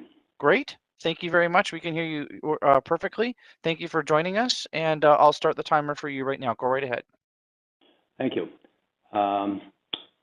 Addressing both Mayor Guthrie and members of the council and city staff.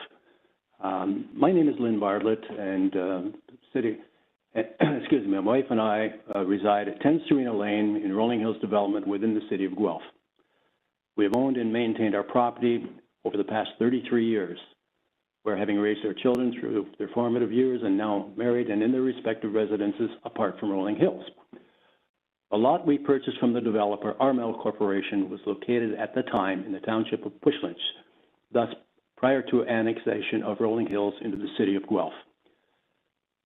Received from Armel Corporation at the time of purchase of our lot was a list of restrictions and covenants pertaining to the lots within the development, which we deemed at the time and continue to do so as key important factors designed to provide our protection that our property would not be allowed specific changes, including subdivision of the lot, along with other provisions. I recall attending at City Hall in the early 90s a town hall meeting of sorts, which was organized to include then residents of Rolling Hills, with city personnel outlining the changes to occur upon the annexation of our development and giving the opportunity of questioning and expressing any concerns we residents of Rolling Hills had at the time to be addressed by the city. I expressed the matter of existing covenants held by Rolling Hills lot purchases and questioned the city's position in terms of their recognition of these and received verbal assurance that they would be respected. Over the years, we have taken pride of property wherein we have developed walking trails to be enjoyed through the seasons and maintain prudent landscaping, including growing of tree canopy, etc. And these provide to us a sense of great success, of satisfaction and comfort. It's our desire to continue to be residents of the Rolling Hills community in its present form, and we fully support the committee Families for Rolling Hills, which we believe to be the majority of residents within Rolling Hills. I consider those residents who supported zoning changes to allow further development have chosen, in my opinion, to ignore the existing covenants and restrictions which we as owners bought into at the time of our purchases. I respectfully request Council, therefore, to not enact changes allowing further development of Rolling Hills. This concludes my remarks, and I thank you for the opportunity to do so. Thank you, Lynn, for calling in. We appreciate your delegation as well. And let me see if there's a follow-up for you. And not at this time. So again, thank you very much for joining us. And thank you. And Nick Papadidis, I'm sorry if I'm saying that last name incorrectly, Nick, I think is joining us by phone.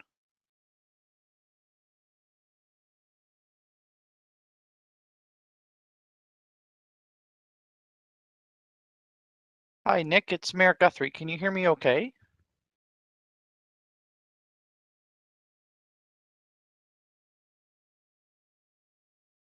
Okay, we're going to just go to the next one. We're going to try to come back to you, Nick. One more chance. Nick, can you hear me? No. Okay, so clerks are going to try to help you there, Nick, to get on the line for us. Kelly Hodgson, sorry. Kelly is also, I think, wanting to join us here by video. Kelly, Hello? are you able to hear me? Hello. Oh, hi there. Who's this? Hi, this is Nick Papadidis. Oh, okay. Hi, Nick. All right. Can you guys hear me okay? You called me Kelly there, so I was a little confused. But Oh, that's okay. About 10 seconds ago, I called you the right name. After 10 seconds, I just yell okay. out random names. So you got Fair enough. you're good. Yeah, okay. All right. Thank you, Mr. Mayor. Thank you. Thank Yeah, you, thank you. We Mr. can hear Mayor. you fine. I'm gonna just start the timer for you. Okay, go right ahead. Okay, thank you, Mr. Mayor and council members and staff. My name is Nick Papadidis, and we currently reside at 7 Megan Place. We actually moved here in October, so we were here about a week, and then we got notified that the zoning was actually in proposal. So we were quite shocked coming from Don Avenue. We had watched Don Avenue and Lowe's expand and explode with new residential and some condos on Gordon and Lowe's, along with about 38 detaches there along Lowe's. So we made the decision to look for something a little bit more quiet with some more room. So we found this property here on Megan. And I guess a week later, we found out that we might be getting back into the same situation here. So the only thing I'd like to point out is that some of the mapping on Megan, it has us engulfed in green space, and I just wasn't sure if the city was going to look into looking into that, because I think the mapping's a little bit off. And when we moved here, I mean, we were kind of hoping to have a bit of space and oh my, sorry. Can you hear me? Hello? Yes, Nick. Yeah, we can hear you fine. Yeah, we can hear you, Nick.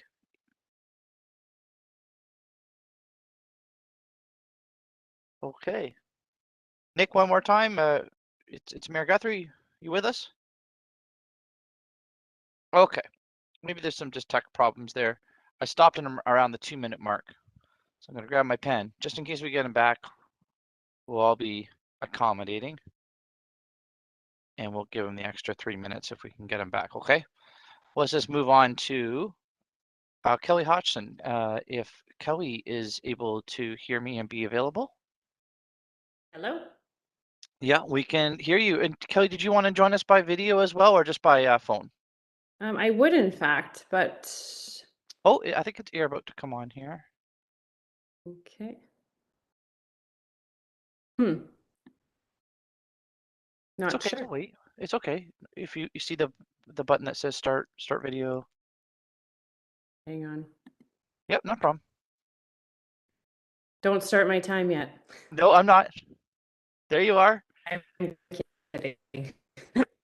Here I am. Okay. Perfect. Thank you very much. Okay. I think you're good now. I might interrupt you because I can tell already that you might have some connection problems. So we'll try it with the video and the audio, but I'll stop the timer Okay. if I have to ask you to turn off your video so the audio comes through, okay? But you go right ahead. No problem. Let me know. Good evening, Mayor Guthrie and members of council and city staff. My name is Kelly Hodgson and I live within Rolling Hills community. I'm here tonight as a member of the Family for Rolling Hills group. I also attend this evening as an appointed member of the community working group representing Rolling Hills that has worked alongside the city of Guelph for the last 6 years. I'm here to specifically address my concerns around the final expedited plans as it pertains specifically to land designation in the Rolling Hills community. In early 2016, I received mail about a potential redevelopment of the Clare Maltby area, which I was shocked to learn and immediately corresponded with my own council and raised concerns about our new home. I was encouraged to attend city meetings and be in the know, hence my active involvement. We moved into the neighborhood November 20th, 2015. We decided on this area of Guelph as it was close to great amenities, but still had a feeling of privacy and was surrounded by a beautiful natural setting. It was also in the catchment of a wonderful school. I adore this neighborhood, the city of Guelph, and my neighbors who are like family. On my first city council delegation, now almost 4 years ago, that went way past midnight, when we collectively came forth to protect our neighborhood, my personal situation has changed. At the time, my twins were only 8 years old. Now I'm a single mother with twin teens. I'm highlighting this detail because for me, the value in my home has become exponentially more important in recent times. At current, my home is completely unsaleable. This coupled with the looming question of where do I raise my children if things go awry with the final decision to our land. As of today, it is now 6 years that I've attended many meetings and have had countless sleepless nights. This piece of real estate is the largest investment I own. As previously noted during this process, I volunteered my time to be part of the City of Guelph's community working group. I was selected with another Rolling Hills resident who I never knew to attend. I now wonder if I was the only residential representative chosen to head this large area of personal investment and wealth. I never felt that I had any input or impact to the overall master plan. It was also interesting that although apparently the individuals were chosen to be part of this CWG group, it was made up of revolving faces of developers, home builders, and individuals who own 20 plus acres within Clare Maltby. Never did I meet any like-minded residents who were concerned about redevelopment of their personal properties. Due to this, in 2018, the Family for Rolling Hills group was formed. The last in-person CWG group evening meeting I attended, it was made clear to the group that Rolling Hills would not be touched at the secondary phase. It was indicated that it would be 20 plus years before anything happened in our neighborhood due to restrictive covenants, but also because there was not enough information to proceed at that phase. Although this was the feeling I got from all the meetings I attended, Rolling Hills was a question mark and as such would not be touched at this time. Very quickly that has changed. Now there are 3 scenarios that are being presented. Rolling Hills is not spared. Now there's a road going in beside my neighbors on one of the designs. I feel I was given clouded information at all the preliminary meetings as to not alert my neighbors. Had I not raised this vocally to my neighbors in 2018, I do not know where we would stand today. In our last Zoom meeting several months ago, when I raised my point of the through road being proposed, I was placated by the meeting chair that said not to worry and that their plan was in place that would ease my concerns of a through road. Interesting that we are here now based on this reply. So this was just more of the same that I've gotten from this whole experience. I have invested financially and emotionally into my home. Now, due to this ever-looming subdivision nightmare, as I mentioned before, my home is totally unsaleable. I cannot sell without disclosing the material fact that this land, this home, is under the chopping block. If I did not attempt to sell without disclosing, I would end up being sued by a purchaser. So at present, my home has no value. I ask that Rolling Hills not be touched whatsoever, and as I indicated all along the meetings I attended, alongside my friends and neighbors of Rolling Hills, we ask that our subdivision remains a state residential. Thank you. Thank you very much, Kelly. We appreciate it, and you came through fine on both video and audio, so that was good. All right, and I just see if there's a follow-up question for you, which I don't think that there. Oh, there is. There is. Councillor Billings has a question for you. Through you, Your Worship. Kelly, maybe I apologize if I missed it. Are you in zone 1 or 2? So the north or the south part of Rolling Hills? I'm in 2. I'm on Serena Lane. Serena. Okay. Okay, so are you, because I don't have the map in front of me, so you're part of what they would be proposing as low density in zone 2. Is that correct? I don't know that I can answer that question with exact accuracy. Okay. Okay. Thanks, Kelly. Okay. And Councillor O'Rourke has a follow-up as well. Thanks, Mr. Mayor. Through you to Ms. Hodgson. Just a quick question. So you're on Serena. Yes. Why is the natural heritage buffer not sufficient? Right, to protect the lifestyle and the serenity of the Serena Lane area.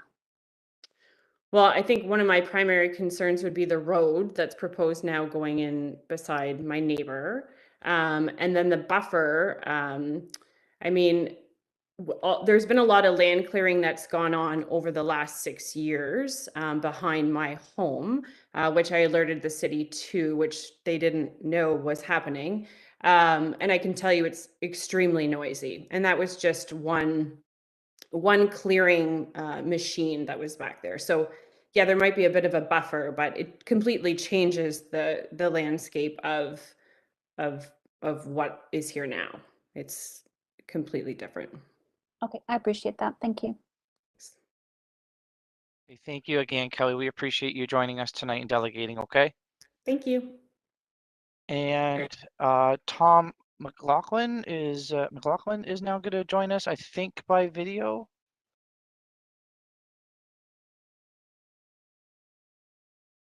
Do you see me, Cam? No, Tom, I can hear you fine. I don't have the video yet, but I can hear you. How about now? Can you see me? Negatory. So, but we can hear you. Okay, perfect. Oh, and we can see you. Excellent. At the last minute there. So hold on one second. I'm just going to start the timer. Go right ahead. Perfect. Good evening, Mayor Guthrie and members of council. My name is Tom McLaughlin. Thank you for the opportunity to speak. I'm the past president of the Guelph and District Home Builders. I am currently a VP at Thomasfield Homes and a citizen in Guelph. I'm here to speak on behalf of the Guelph and District Home Builders regarding the Shaping Guelph growth recommendations. It goes without saying that we are in the middle of a generational housing shortage due to poor planning policy. The Wellington Developers Association and the Guelph and District Home Builders Associations provided our official comment in our December 17th, 2020 letter regarding Shaping Guelph. We are generally in support of the direction and the recommendations presented today, but we need to do more. Our interest in this process is for the future. We are, as I previously stated, we are in the middle of a generational supply challenge, and this is reflected in the sky-high prices for the homes in the city. The only way to fix this is more supply, especially when it comes to low-rise housing. The Ministry of Housing and Finance is predicting population growth projections of 2.27 million people over the next 10 years.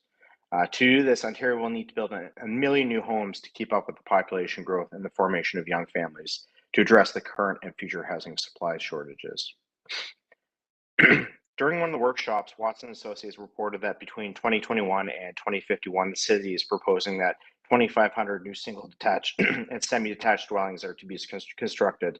This is approximately 83 single detached and semi-detached dwellings being constructed annually. The addition of the DOLIME has increased this.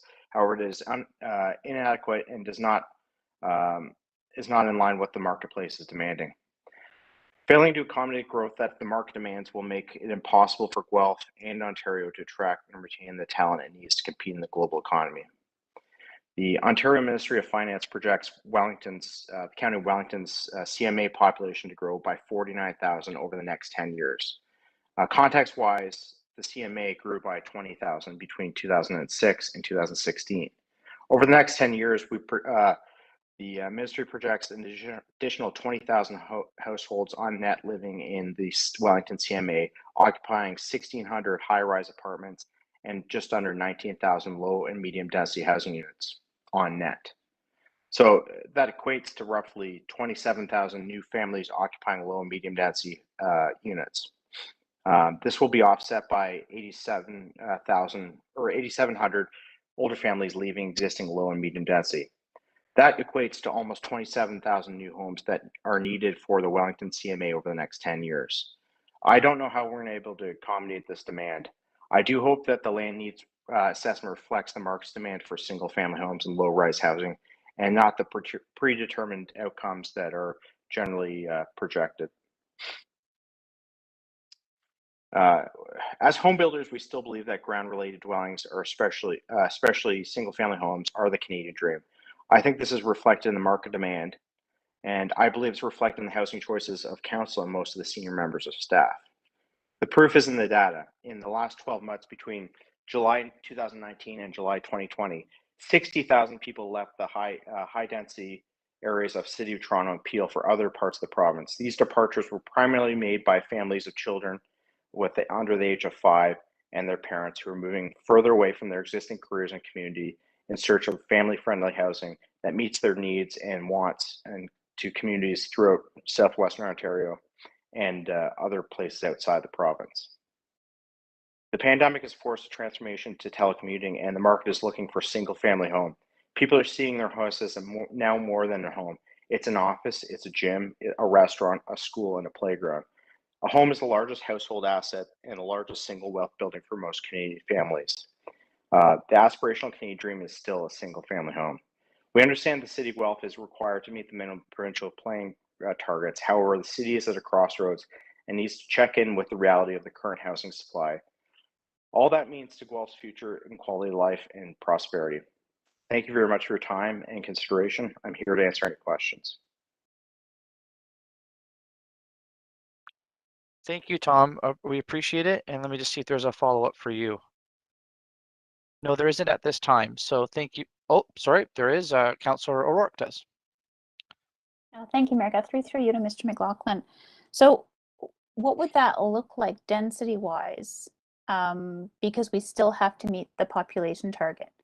So if we were to have more availability of single detached homes, well, how can we square that with the target?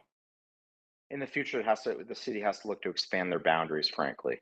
I mean, if we look at what's available in the South Clare Maltby area, while it's very important over the next 20 years, I'm not sure it'll be even shovel ready in the next 5 to 10 years. So it's just we need to kind of speed things up. We need to speed up the process, and we actually need to start looking outside their boundary to accommodate future growth, or none of our children will be able to afford houses.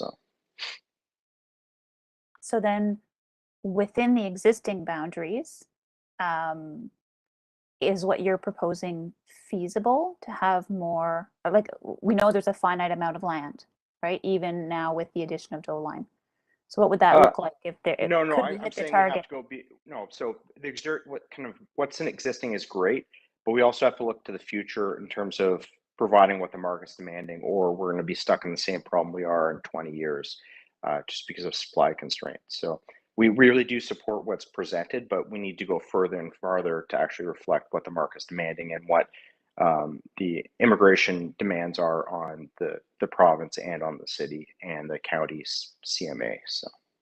Okay, so in subsequent plans, that's something that council needs to keep in mind. Well, even kind of the next 5-year update, I mean, I think it's very important that council considers where the future growth will occur, or we're going to stop growing.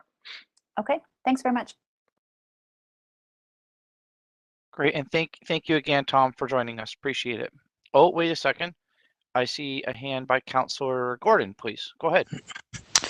Thank you, Mr. Mayor, and thank you, Tom. I'm playing off what I just heard the responses were to Councillor O'Rourke.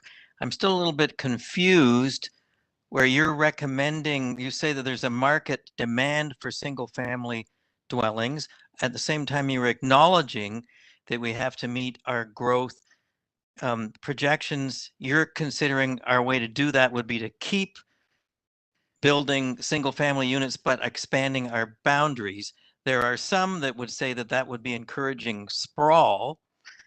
And we have proven that sprawl, that kind of growth does not pay for itself. It's not sustainable. So I'd like a little more clarity from you as to what you're actually proposing.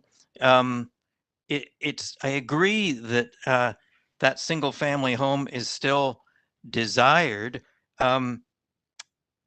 I think that internal combustion engines are still desirable, but we've proven that those are not sustainable. So show me how what you're proposing would be sustainable.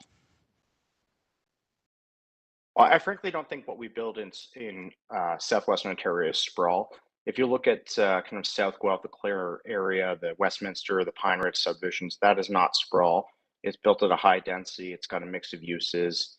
It's a walkable community. And in terms of philosophy, I think that this is where we kind of divide between developers and certain councillors. But at the end of the day, we do believe that development does pay for itself, and kind of what people are looking for when they move to Guelph is what is provided in the Pine Ridge, Westminster area. And I think that's still what's in demand. So, and it's reflected in housing prices.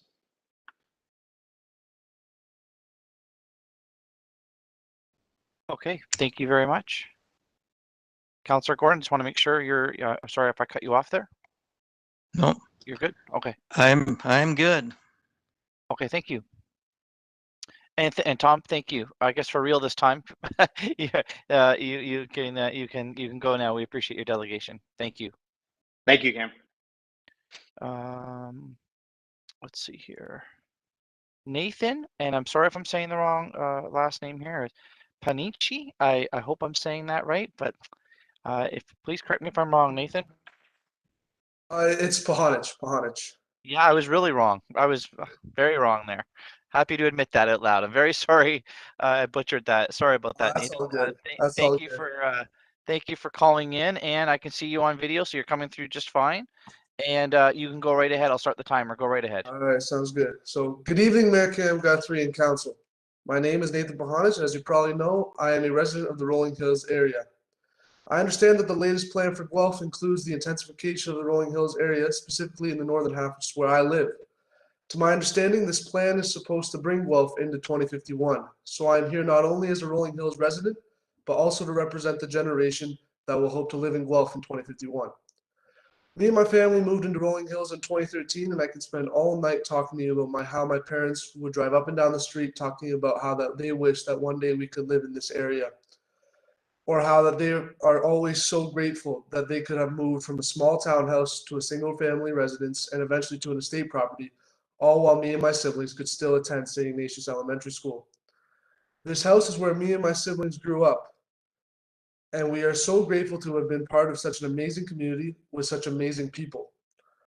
This is a place that I care deeply about, and it frustrates me that some people who have been fortunate enough to enjoy their lives here are so willing to throw it away for a little bit of money without giving anybody else the chance to earn and live the same life that they had. Quite frankly, I am disgusted to see how greed seems to be a driving factor in this plan.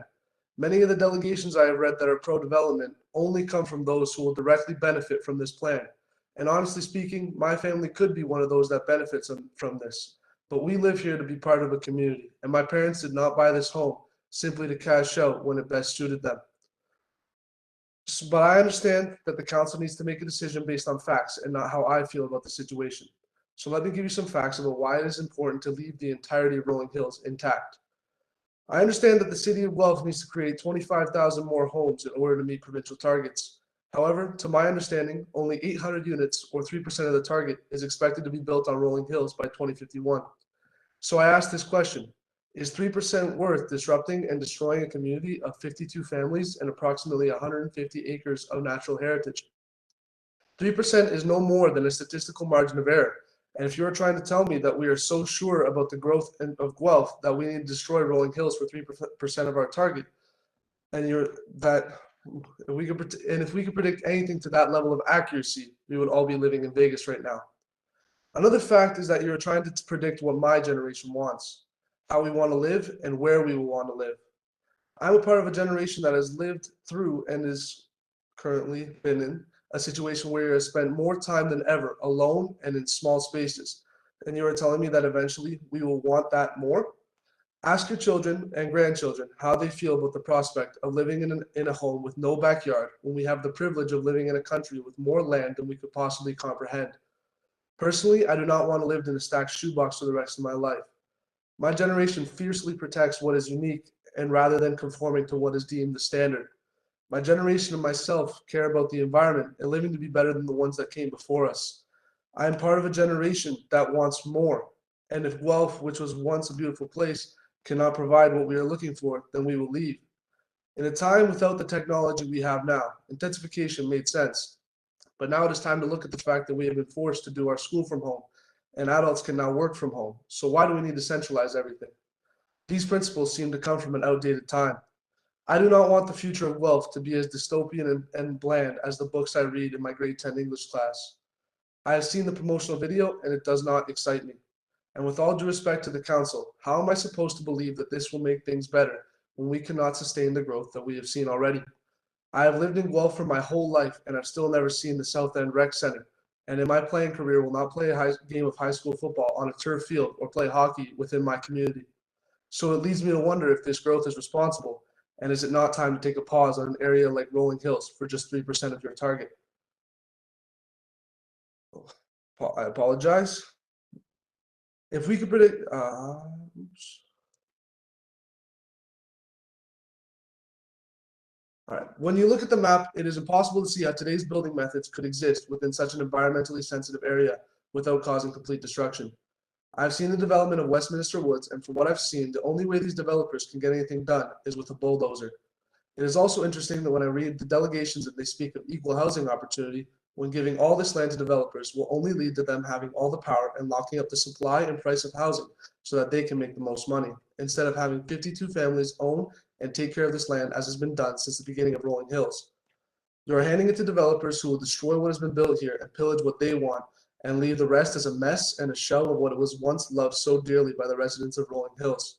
So I ask you to think about the consequences of the decisions you make, and I ask that you give Rolling Hills and my generation a chance to prove that we can find a better way. But we cannot do that without your help. We need you as a council to develop responsibly and leave areas like Rolling Hills alone. Hi, Nathan. I'm very sorry to interrupt you. No, it's okay. I'm finished anyway, sir. Yeah, okay, no problem. Thank you, Nathan. I'm sorry to interrupt. I do hate doing that, but that is your 5 minutes. I have to stop you there. And let me just see if there's a follow-up for you, okay? And there, I don't hear or see any. So thank you very much again for speaking on behalf of your family, and we appreciate you delegating, okay?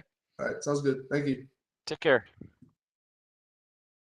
Benjamin Perry is next. And let's see if you can hear me, Ben? Yeah, I can hear you. Can you hear me? Yeah, I can hear you fine. Did you want to turn your video on, or did you just want to delegate with audio? Saying access to the camera not allowed, so I'm not sure why. But I can. Okay. I can do this without the camera, I guess. Yeah, no problem. We can hear you really well. So I'll start the clock, and you can go right ahead. Okay. Thank you, Mayor Guthrie and City Councilors, for the opportunity to speak today. I'm Ben Perry. I live on Carlisle Place in Rolling Hills. So as most of us are aware, all this began years ago when owners of 331 Clare, who are not a Rolling Hills address, they halted their efforts to develop were halted by a neighboring Rolling Hills resident. So the resident did not stop them because he cared about our community. He simply wanted to get in on the action.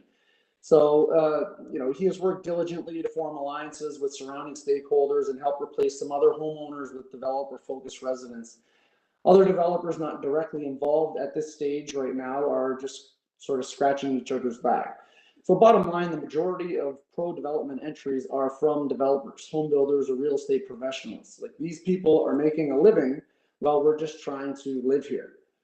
So developers will argue that that this is just like every other time some landowner attempted to impede the progress of development. Well, my response is that it is very different this time. This isn't a farmer holding out on a couple hundred acres. This is 52 separate property owners on environmentally sensitive land in an existing community. Some residents have been greatly incentivized to develop, but at the expense of the rest of the community who bought here in good faith to live as intended, as the covenants restricted, to prevent greed from taking over and ruining it for everybody. Next, the developers note that Guelph needs to grow, so this land is necessary to achieve that growth and make properties more affordable. But Rolling Hills residents are essentially hoarding this land. Well, my response is that's simply not true. Yes, the city needs to plan to accommodate Guelph's growth, but according to staff maps, undevelopable natural heritage makes up over 55% of Rolling Hills in general and over 70% of Megan Place, which is being targeted in Area 1. So how can this be key to Guelph's growth? Just tunnel visioning the rest of Clare Maltby outside of Rolling Hills, there are decades of building on those mostly open farm fields in Springfield Golf Course alone. The idea that leftover pieces of developable land within Rolling Hills could put a dent in helping calm sky-high real estate prices is ridiculous.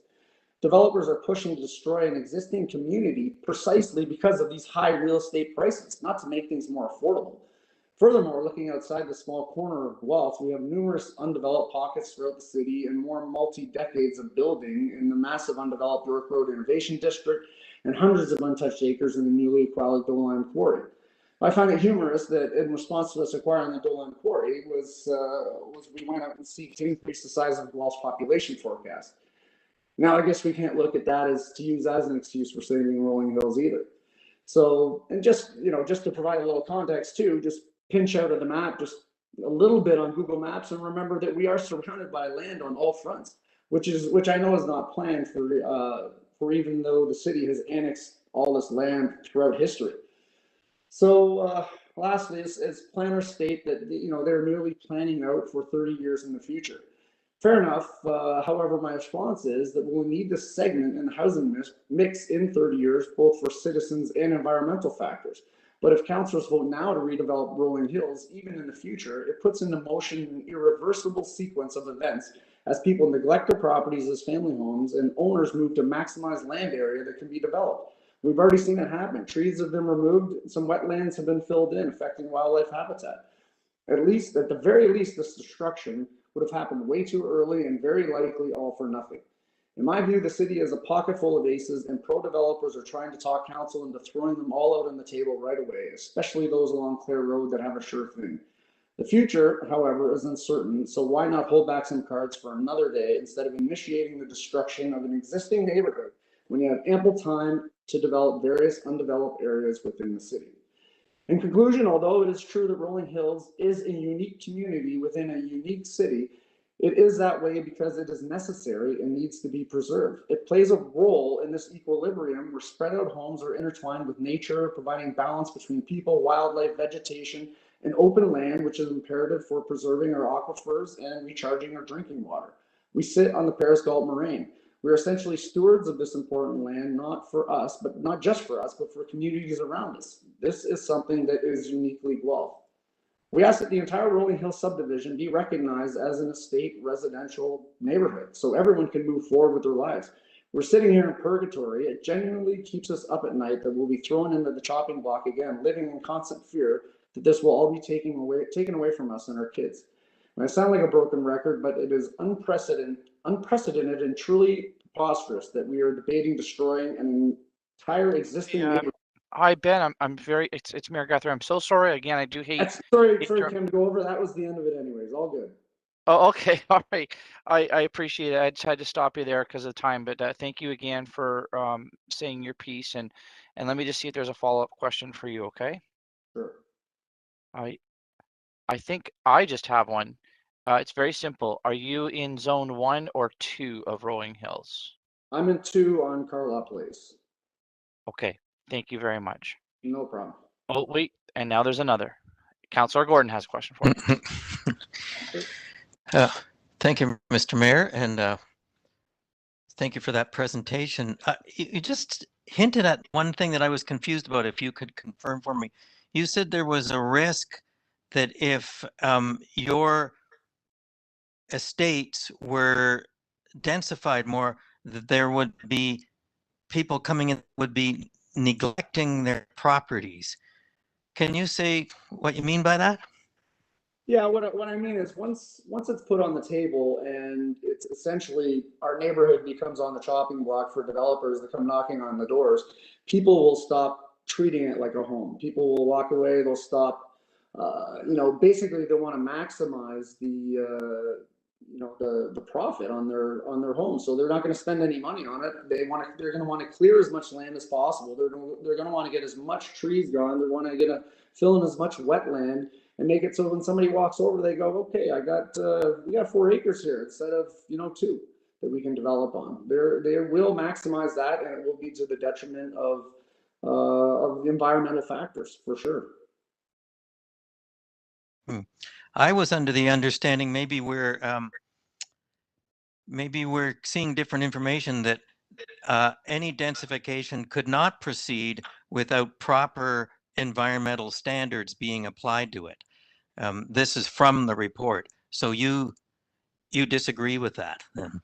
Yeah, what I'm saying is people in general are going to try to maximize profits any way they can. So once you tell me, I'm not obviously going to say I'm going to do this, but if I was to sell my property and I live on the border of Kilkenny and Megan, I essentially border that to the south half of, or the south section, area 2 of Rolling Hills. So if somebody owns this property, they would be totally incentivized to clear as much as possible so that we can try to talk city council in 5-10 years from now, whatever comes up again, that, hey, the south side needs developed too. Hey, look at all this land. This is wide open. I should have my full 4 acres be developed and not just 2 acres. Right. Thank you. You're welcome. Okay, again, thank you very much, Ben, for joining us, and you have a good night as well, okay? Thank you for delegating. Cool, thanks. Mary Hughes is next on the list, and I believe only joining us by phone. And so, Mary, can you hear me okay? Yes, I can hear you. Can you hear me? Yeah, you're coming through very clearly. Thank you very much for joining us. I'll start the timer for you now. Go right ahead. Great. Thank you very much, Mayor Guthrie and councillors, and a special thanks to your city clerks who arranged for this audio communication through much patience. But it's been a long evening, and this is an important topic, and I certainly appreciate the opportunity to provide comment. These are, certainly difficult decisions, and what we seem to be talking about is making change for the future, making it a better Guelph. And what I'm going to try to articulate is change is good. Yes, change is inevitable. Absolutely. But I disagree that sometimes you outlive the usefulness of a neighborhood. And when I talk about neighborhood, I'm talking about things in the situation where municipalities have unique special areas, and part of that character is what defines the specialness. So just by way of background, I've been a proud Guelph resident and homeowner in the Rolling Hills neighborhood for more than 15 years. For Mayor Guthrie's question, it's 7 Carlaw in the area which I live in. And irrespective of maps shifting and changing, I'm going to try to articulate what I think is something that's important to the city to preserve value for sometimes in 30 years, some unexpected things that we may not be always able to predict. So, when you look at the Greater Golden Horseshoe, I mean, certainly council knows this, but we've got one of the world's most vibrant and diverse economies. And part of that competitive advantage has been a highly educated workforce whose social and economic diversity are critical factors for success in a knowledge-based economy. I firmly believe that as Guelph continues to grow and develop, it's going to grow and develop into a more knowledge-based economy. We're going to see shifts and changes when it comes to what drives the economy. And there's certainly value in maintaining unique neighborhoods, supporting a sense of place and residential diversity among a current and future workforce. And I think someone touched on it earlier, that you're seeing the exodus from cities, urban centers. That's going to flex and change. That happens over the next 5 years. It may shift back. You may have that centralization. All I'm saying is that Guelph needs to preserve some level of flexibility to be able to continue to embrace this as a place where people should choose.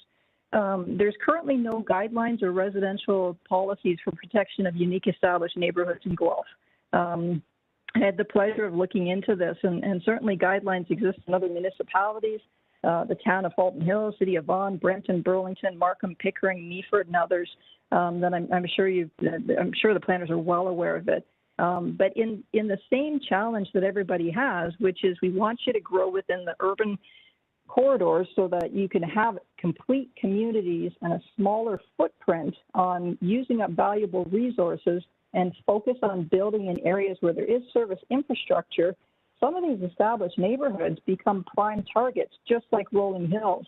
And so what do you do when you have all this green space and you got a single family, and intuitively it's developed? I think the part that's different about Rolling Hills is it's purpose-built. It's not built up like other areas in the city by design, right? Full municipal services aren't established. There's significant natural habitat. There's an absence of streetlights. Homes are on well and septic.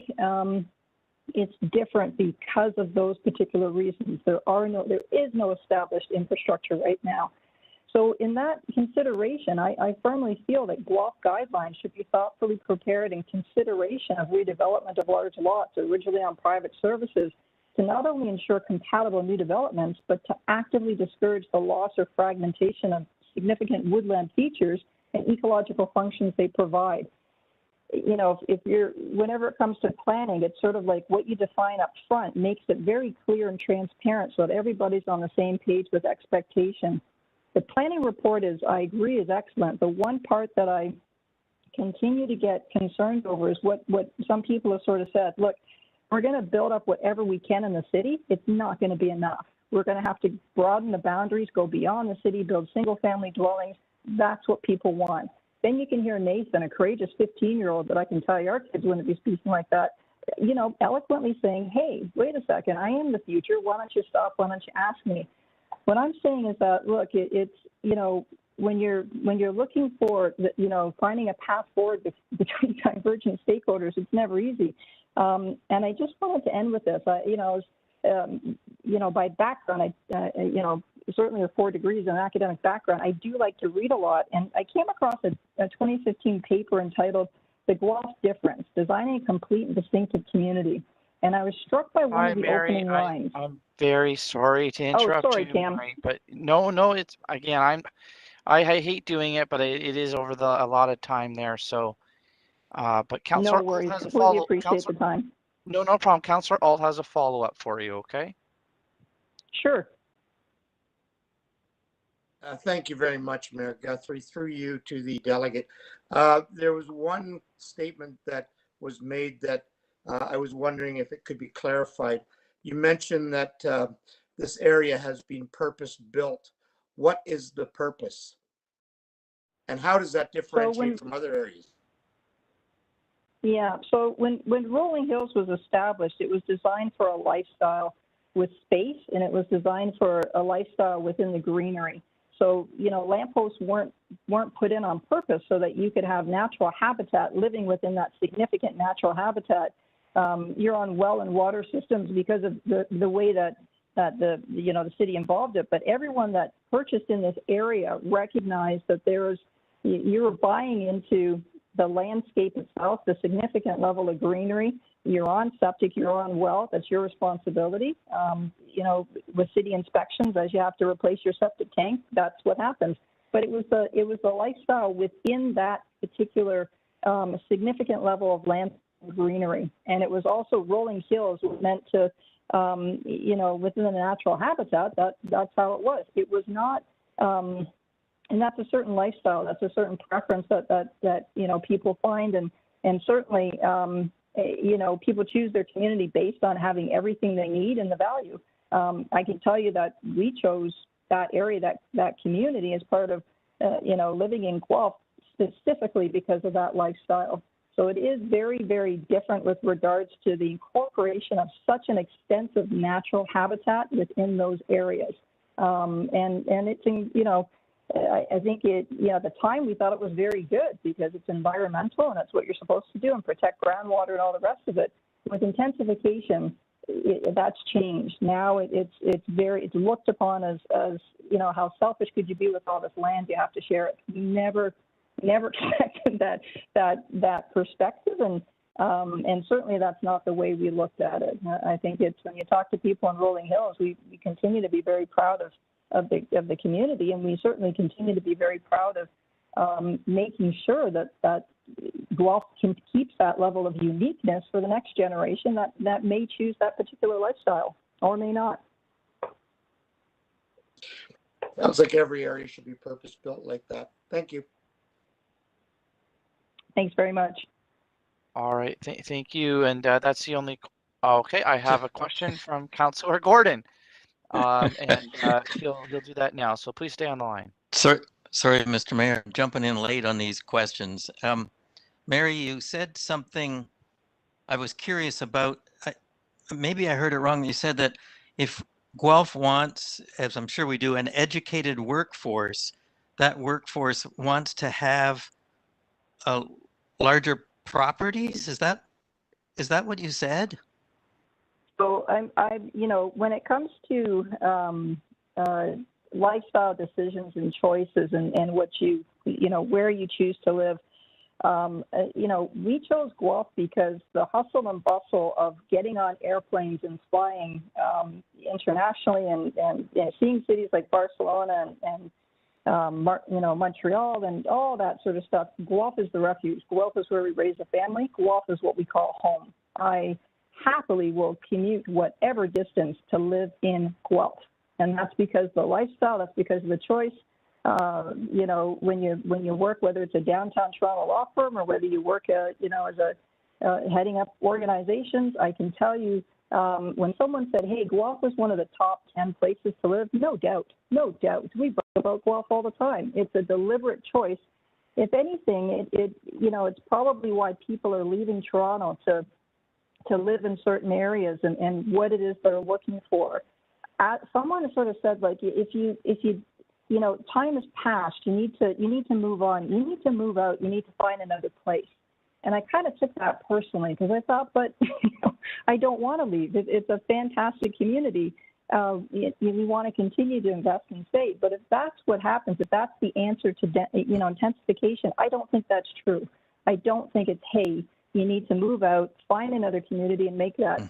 You know, the sad part is the people that live in Rolling Hills, some of us financially you could make choices, and that is not it. It's how do we, you know, work to make it, you know, to continue to keep that not just the greenery, but that opportunity so that, you know, as executives and things come in, one of the first things we do when we bring in an executive is they have to find a place to live. And I can tell you where they're looking for and what they're looking for with their families and all the rest of it is a certain place. And when it comes to space and that landscape and the greenery and the environment, yes, absolutely, that's number one.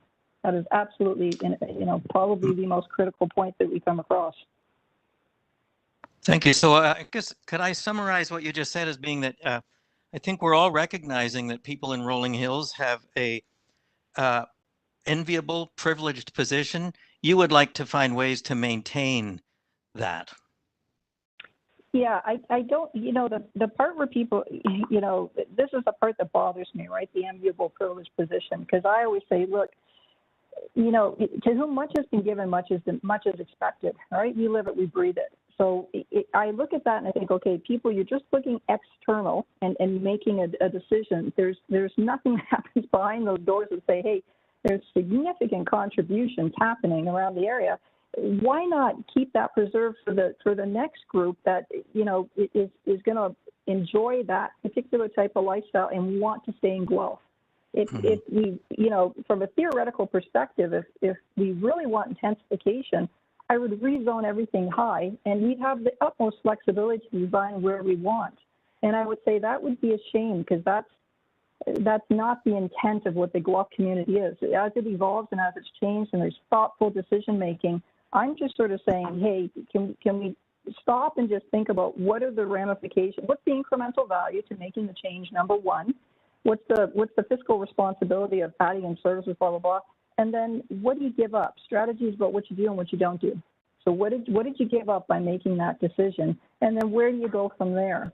So I just, you know, from that perspective, I think that there is always going to be demand for a Rolling Hills, whether or not it's in Guelph. I guess it's up to council. You can definitely find those pockets somewhere else, and I would say kudos to the to the cities that are thinking about how do we, how do we protect certain things and make sure that it's clear on what we do and what we choose not to do. All righty then. Thank you. Thank you. And thank you again for delegating. We appreciate it. Thank you very much for the opportunity. Thank you. Take care. We have 3 more folks. Ed Ross is next. Ed, can you hear me okay? And also wondering if you wanted to jump on video. Yes, I can. Can you hear me? We can hear you fine, Ed. Yep. And just Okay. wondering, did you want to go on? Oh, yep. There's video. Yep. And I will say that it's a little bit choppy, so I'll start the timer, but I'll interrupt you and stop the timer if we can't hear you very well. Go right ahead. Okay, thank you, Your Worship and members of council. My name is Ed Ross, and I live in the Rolling Hills community. I'm here tonight on behalf of the Families for Rolling Hills group regarding the Shaping Guelph Growth Management Strategy as it pertains to the Rolling Hills community. Thank you for allowing me to speak about our established and very unique neighborhood. I have some background photos of my property, which I'd like to show you how barren it was when I first bought it. Let's see if I can get that up. There we go. Let me move. You see that, Cam? Mr. Mayor and councilors? Yes, we can see your background picture with the deer there. Yep. Well, it's got no deer now. It's actually a barren piece of land. That's what I bought back in 1988 for a huge sum of money of $90,000. And now it was barren when I bought it, nothing on it except for some little saplings and a small part of the thing. And now it is lush. I have planted over 3,000 trees, and it's completely changed it. I'll just show you that right now. This is okay. There's the old one, or the when I bought it. Here's what it is now.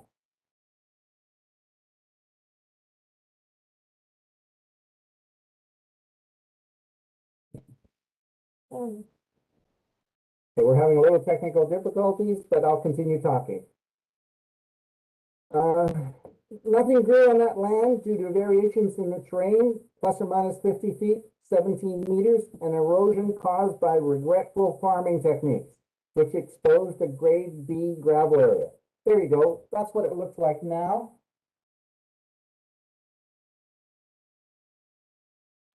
Believe me, 3,000 trees took a lot of shovels.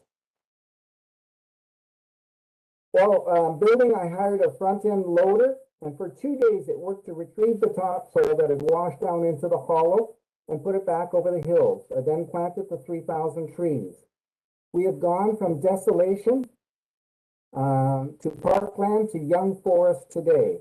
3/4 of my 4.5 acre, 2.2 hectare lot is treed and is home now to grouse, deer, raccoons, porcupines, possums, turkeys, foxes, coyotes, skunks, woodpeckers, etc.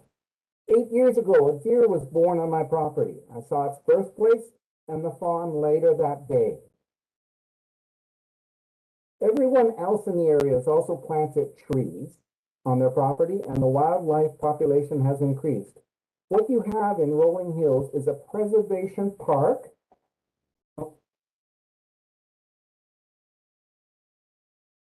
That was taken within the last week, that picture of the deer. What you have in Rolling Hills is a preservation park with homes spaced far enough to encourage wildlife. As I wrote this appeal this morning, 3 deer crossed my driveway. Hardly a month goes by without one of my family exclaiming, "Look at the deer, turkeys, coyotes in the yard." For the last 40 years, all levels of government, federal, provincial, municipal, and city have encouraged us to plant trees. I and the other residents of Rolling Hills have done that and created spaces for wildlife to live freely and securely among us. In December, after a full snowfall, I walked my property and saw numerous tracks of deer, rabbits, grouse, squirrels, etc. all made in the previous 12 hours. Developing rolling hills would destroy a lot of trees, wildlife habitat, and wildlife. In closing, I wish to extend to each one of you, Honorable Mayor and Councilors, an invitation to join me on a walk on my property to experience its uniqueness. My contact information is below. The families of Rolling Hills respectfully request that our established neighborhood be excluded from redevelopment. Ed and Betty Lou Ross, 1925 Victoria Road South, Lot 52 of the plan, cell 519-835-4791. Thank you. Well, thank you, Ed. Thank you very, very much. We appreciate it. Yeah, we can see your deer there. Oh, there you are. Yeah. And it looks like Councillor O'Rourke has a follow-up question for you. Great, go ahead. Thank you, Mr. Mayor. Through you to Mr. Ross. So is 1925 Victoria Road South on the Serena Lane portion of Rolling Hills? No, it's on the Victoria Road portion. I'm the only one that doesn't, you don't access it through Serena Lane. I'm between Serena Lane and Mary Dawn Roberts, the artist house. Okay. The garden house. Okay. I'm south of Serena Lane. You're south of Serena. Okay. And Yes. so the development or intensification along Victoria doesn't necessarily affect your property directly. You would have all of the properties on Serena and then the buffer, right? I'm right on Victoria. I'm not sure how much development you're talking about, how far it would go down. It's interesting, I'm all green now. Someone has painted me all green. No, I see. You're fine. Yeah, You're fine. so- I was trying to get an understanding of where you were located in relation to the proposed intensification. So you've painted a picture for me, and I really appreciate the photos. It's great. Yeah, well, it just, it's just wild here, how much wildlife there is. Thank you. You're welcome. Well, thank you, Ed, to you and the family for delegating there, and we really appreciate it. You have a good rest of the night too. Okay. Thank you, Mayor. Thank you. Ted Mikolos is next. And Ted, I wondered if you can hear me. I see your name coming up on the screen.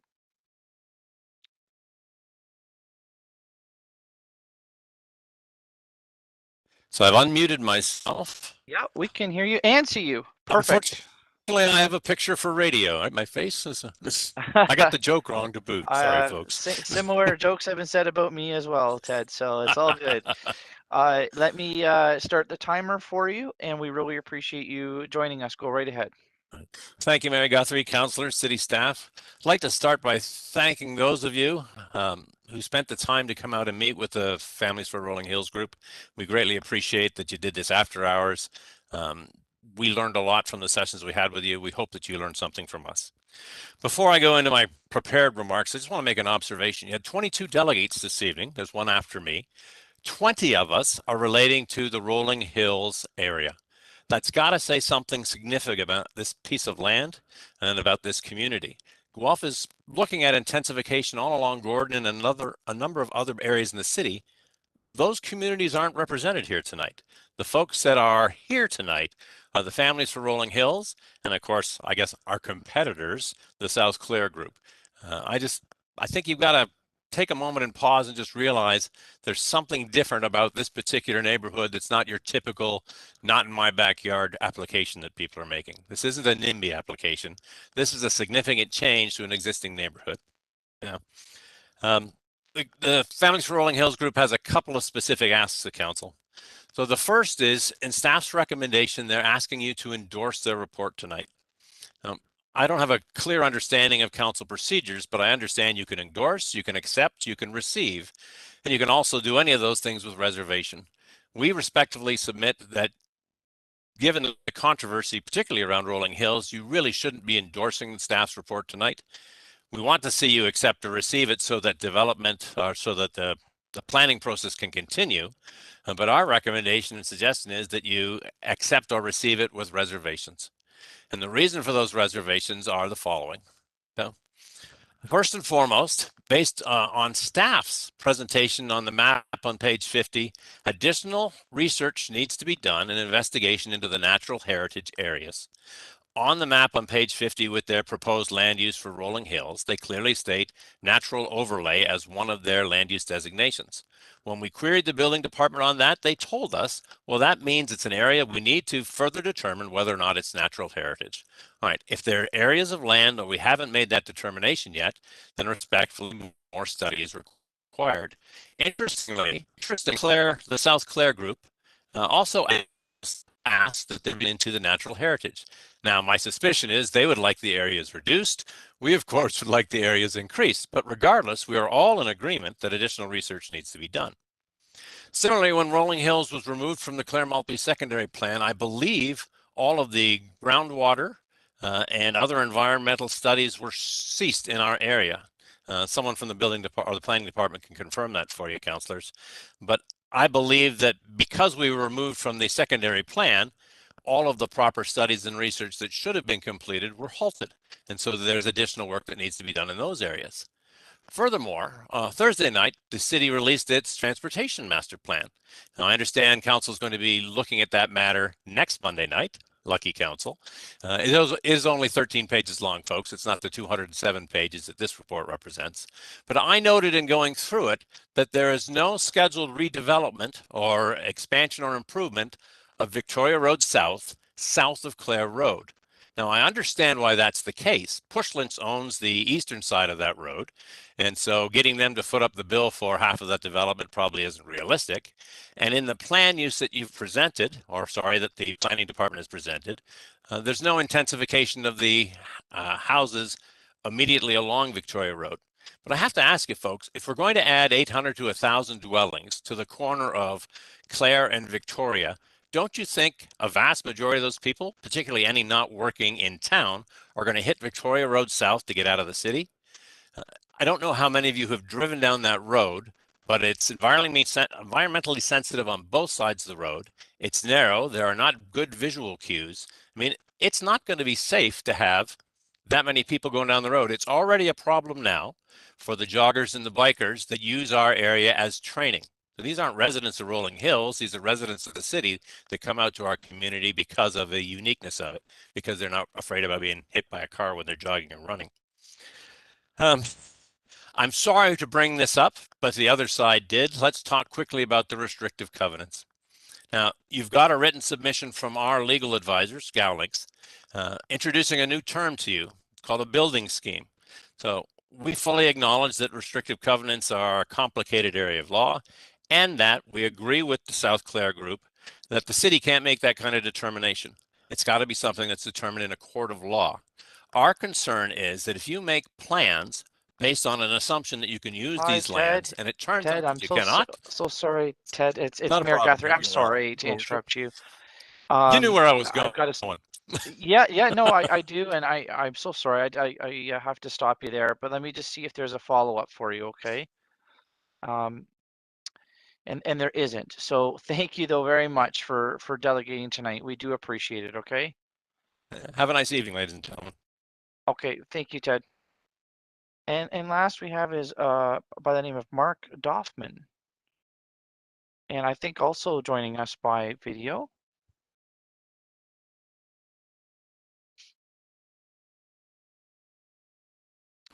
Mark, I see your name popped up on the screen. Did you want to see if your audio and video works for us there? The audio works. Yeah, we can hear you well. I won't start the timer or anything. We'll just see if you And I'm pop on the just screen for trying. us. There's my audio Yep. video. You see Yep. my video? Yes, we can see and hear you. Thank you so much for joining us. I'll start the timer and the 5 minutes is yours. Go right ahead. Thank you, and good evening, Mayor and Council. I'm a registered professional planner, and I have been retained by the Friends for Rolling Hills Family Group. These are the folks that have spoken about this unique residential community of single-family homes. I appreciate the responses, the written responses from staff to the various submissions that are included in the staff report. I have reviewed the latest staff report, the December Dylan Watson report, and the staff's official plan recommendations. I agree with the growth scenario assessment that was undertaken and the intensification density that is proposed for the built-up area. And here are my submissions.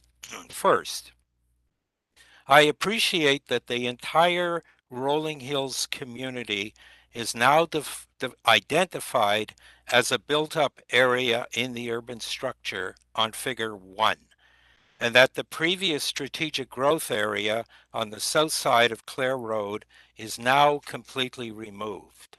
Second, in my opinion, the proposed land use designations for the entire Rolling Hills community cannot be supported by the assumptions and the conclusions in the growth management report. I ask everyone that you can appreciate that the description that I've heard and you've heard of areas 1 and areas 2 is already creating unnecessary fragmentation of the Rolling Hills community. And Rolling Hills, also have to appreciate that Rolling Hills has existed for 2 or 3 generations since the land as developed was annexed to Guelph in 1993. The Rolling Hills community was created in 1986. Alternatively, I recommend and support the following solutions, and these are reflected, the issues are reflected on Figure 4-6 on page 69 of the staff report. First, along the south side of Clare Road, it is inappropriate planning to change the designation to medium density residential and mixed office commercial or any other land use. I conclude this because of the significant change that will destroy the integrity of the existing mature residential community. In the rest of the community, keep this revised significant natural areas, and I appreciate that there have been some modifications, but you have to also appreciate that those natural areas are part of the significant Paris Gault moraine feature. The estate residential designation that is proposed should logically apply to the entire existing residential area. What is proposed by staff is dividing the existing residential area into estate residential and low-density residential. This is not good planning because you have estate residential on the west side and on the east side, and down the middle is low-density residential. It's important that the potential future road connection that's shown on this figure must be removed from the estate residential area. Connecting Rolling Hills to Clare Maltby on private residential lots is not practical and necessary. What in fact is happening is that this will provoke further fragmentation of the long-standing and mature Rolling Hills community. This request that I'm making and the timing of the next step, as staff had indicated earlier about bringing something back in the spring, provides the opportunity for your staff to meet directly with the Rolling Hills group before the official plan is finalized. And Mark, I'm sorry to interrupt, but that is your 5 minutes of delegation there. So. I was done. Except I want to say thank you. Oh, okay. No problem. We always have an extra second for a thank you. So we appreciate that. Let me just see if there's another follow-up for you though, okay? No, I don't hear or see any. So thank you very much, sir, for joining us, and have a great rest of the night, okay? Okay, so it's back to us, and yes, Councillor Billings, I see your hands, and I think I saw Councillor Gordon's hand. If you don't mind, everybody, I'm gonna say we need to take a break. It's been 3 hours of sitting here. That's lots of nods there in favor of that. So thank you, everyone. So I'll start my list with you two and come back to you two to start us off. But it is right now 9:30, and why don't we come back at 9:40 before you all run off? Um, I do want everyone to just focus our time, please, when we come back. I do know that there's been many counselors. I've already reached out to staff and had many one-on-ones and questions answered prior to tonight. And I'd like us to try to be focused so that we can get to what we need to determine for a result for tonight, whatever that result is.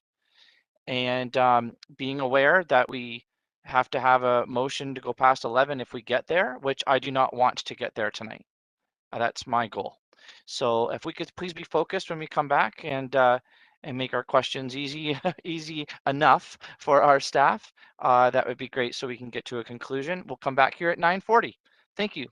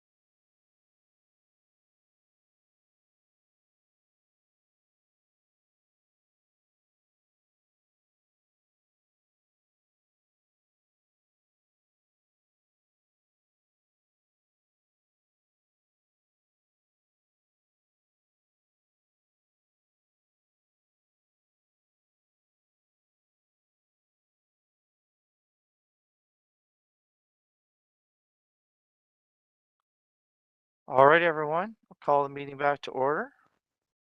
I think I saw a gold star there from Councillor Galler and Salisbury on the video there first. Good job. Councillor Salisbury, I saw your hand go up. I'm putting you on the list. Yep. Okay, and then O'Rourke and Downer. Salisbury, O'Rourke, Downer, Alt.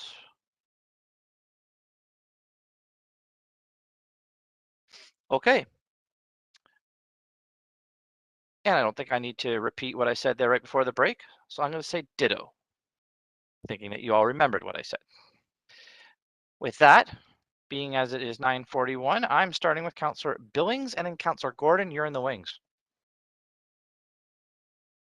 Through you, Mr. Mayor, probably to Krista. I'll start off in Rolling Hills. And so we did have the comment about that road connection, the north-south road connection, mentioned by Ms. Claus and I believe Kelly.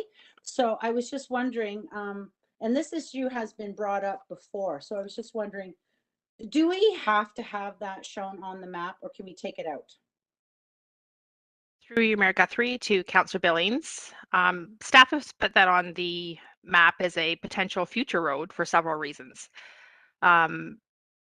First and foremost, if for any reason services were to fail in this area, we would be able to provide services long-term once Clare Maltby is built out through the Clare Maltby lands to this area.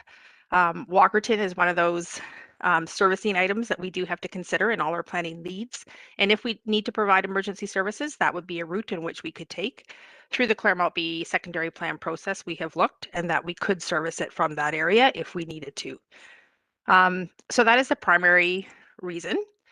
It also does allow long-term opportunities so that we can reduce the amount of travel capacity if that area ever was to develop. For Rolling Hills, there is no population assigned to it. We do not anticipate development in the next 30 years for that area 2 lands. If development was to happen, that area residents would need to get together. They would have to service those lands. They'd have to come up with really a plan that would allow servicing of that area and then future residential units to be built in there. So that is the intent behind that. Okay. And then also there's a mixed office commercial block south of Clare on the proposed Rolling Hills site. So I believe the intent of that then is to be 6 stories, is it not? Like to go no higher than 6 stories for that block?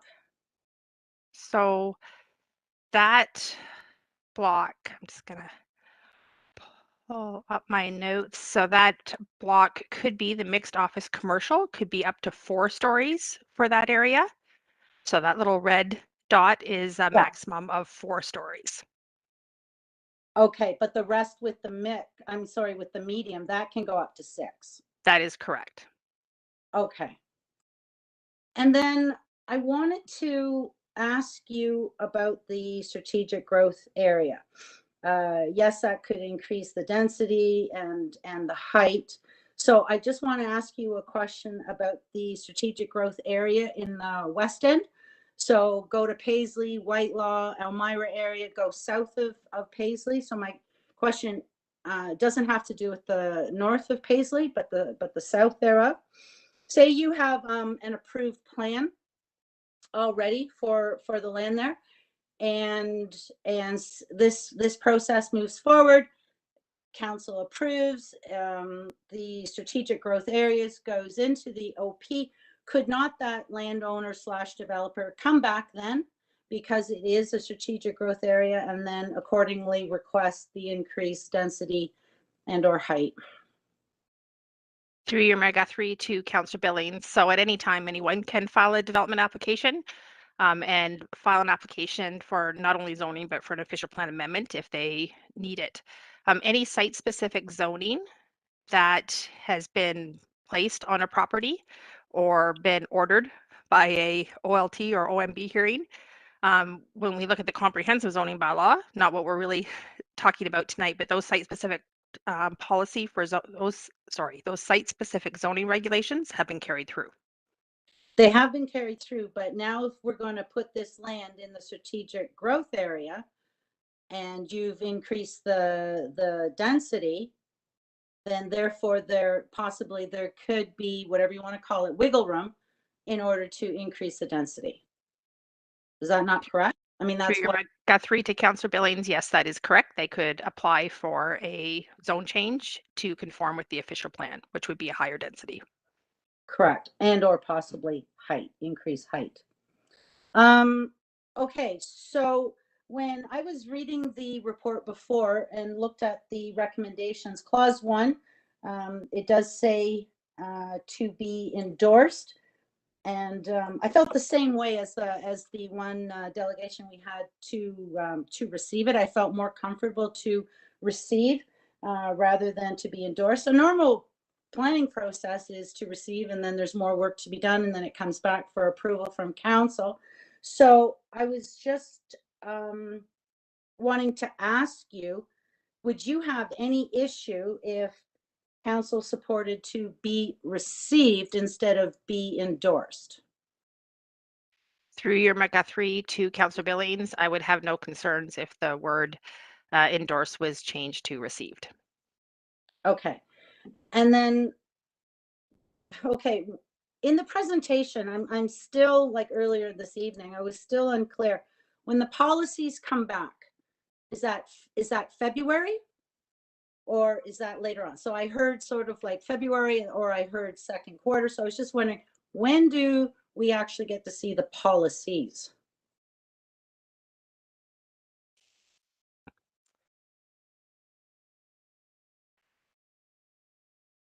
There we go.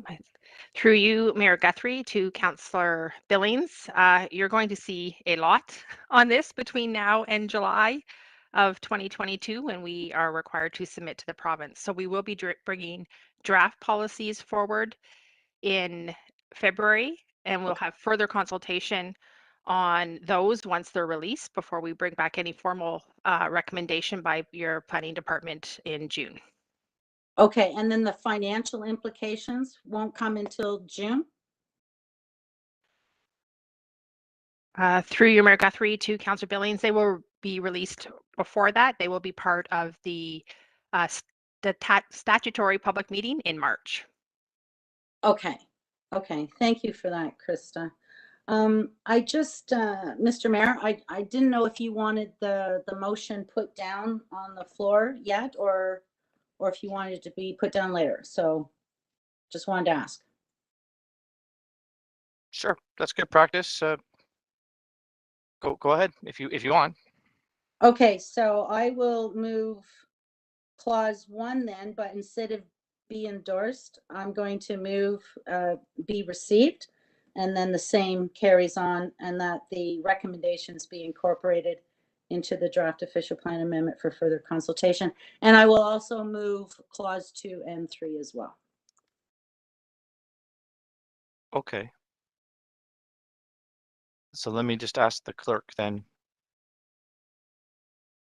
Hold on. Can I just get a seconder for that? Would that be all right? If there's a seconder for that with that? Okay, Councilor O'Rourke will do that. So it's been moved though, Dylan, with that one word being changed. So you got that? You caught that? Okay. Yes. Okay. To you, Mr. Mayor, not a problem. We have it here from the councillor in writing. Okay. Thank you. No, it's okay. We're not going to vote on it now. It's as long as you caught it. Okay. And Councillor Billings, is that it for you right now? Can I go to Councillor Gordon, or did you have anything more? That's it for right now. Okay, great. Councillor Gordon and Councillor Salisbury, you're in the wings. Thank you, Mr. Mayor. I have just a couple of quick questions. The first one, we're being asked to recommend asking the province to change their, to go down to that 46%. Can staff describe to me what the scenario is if indeed they can just say no? What happens if they reject that application? Through Mayor Guthrie to Councillor Gordon, the ministry could say no to that request. With that request, we will be submitting the land needs assessment that's attached to this report to show why we're asking for the different number. The different number from 50% to 46% is about 1,400 people in the built up area. So it's not a significant change, but it is enough for us to request it because we are not comfortable that we could meet the 50%. Okay, fair enough. Thank you. And related, it came up a bit with the presentation from Dr. Whiteley. How nimble is this strategy if, in fact, as Dr. Whiteley alluded to, and I've heard other reports, that in 10 years, we might have quite different population projections as our life choices there's a lot of different reasons why I'm seeing a potential shift in those stats for our ultimate projections. Through here, Mayor Guthrie to Councillor Gordon. We look at our housing supply on an annual basis. You receive a growth management strategy report from us every June in which we monitor where we're at, how many units are built on an annual basis. Every 5 years, we look at our official plan to see if we need to do any updates and changes to that. The numbers that the province have given us for our population to 2051 are in the growth plan for the Greater Golden Horseshoe. So they are already right in that legislation in which we as planners follow. So those numbers are established, but we do monitor them along with every other municipality. So every 5 years we take a look at it, and there's potential for every 10 years for us to do a larger official plan overhaul. Great, thank you. Oh, and one more quick question. I wanted to give staff an opportunity to respond to a few of the delegates in Rolling Hills who claimed that the potential densification of the area would compromise the environmental integrity of that area. Can you speak to that? Through you, Mayor Guthrie, to Councillor Gordon. So the figure that was presented with the Rolling Hills neighborhood does have a fair amount of green, as one of the delegates referenced. So of the natural heritage system that is already shown on plans.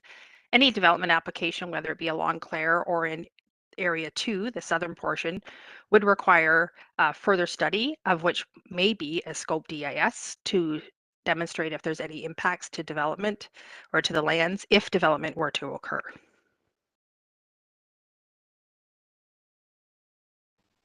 Okay. Thank you. Okay, thank you, Councillor Gordon. Thank you. Okay, thank you. I'm sorry, you just cut off there a little bit, but we heard you say thank you there, so thank you. Councillor Salisbury was next, but I do see the screen has kind of gone a little bit blank for him. Councillor Salisbury, can you hear me okay? Oh, there you are. Councillor Salisbury, can you hear me okay? Okay, we'll come back to Councillor Salisbury. Let's go to Councillor O'Rourke, and then we'll come back to Councillor Salisbury. Thank you, Mr. Mayor. Through you to staff. I'm a lot more comfortable with the receive language because my first question for you was whether approval tonight of the strategy means approval of the proposed density that we saw at Maltby and Gordon. Because when the Clare Maltby secondary plan came in its latest iteration, we're planning to put about 6% of the total population growth on 4.5 kilometers of Gordon, which I don't support. So I'm just trying to understand what the sequence of events is, whether, so I'm more comfortable with the receiving. I want to know whether approval tonight locks us into that higher density in those growth areas, or whether we have an opportunity to revisit that when we look at Clare Maltby secondary plan.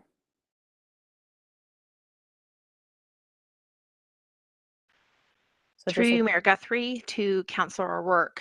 So the sequence of events is that we're releasing this and we'll have comment. We will start to work on the official plan policies because we need to work on those policies and get them out for public consultation as well. But the kind of approval process is Clare Maltby will come before to council before this comes back for final approval. So you will have an opportunity to look at Clare Maltby and recommend approval or not on Clare Maltby before this comes back for final approval. Thank you. I appreciate that. The sequence is very important to me. Just a higher order question for you through Mr. Mayor Mizwaki. So once upon a time, I read a report that said that under drought conditions, we could have issues with water capacity for a certain population level, but now we're going to propose increasing the population.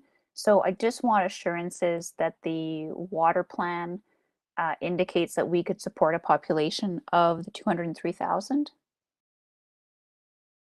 I just want to make sure all those plans align.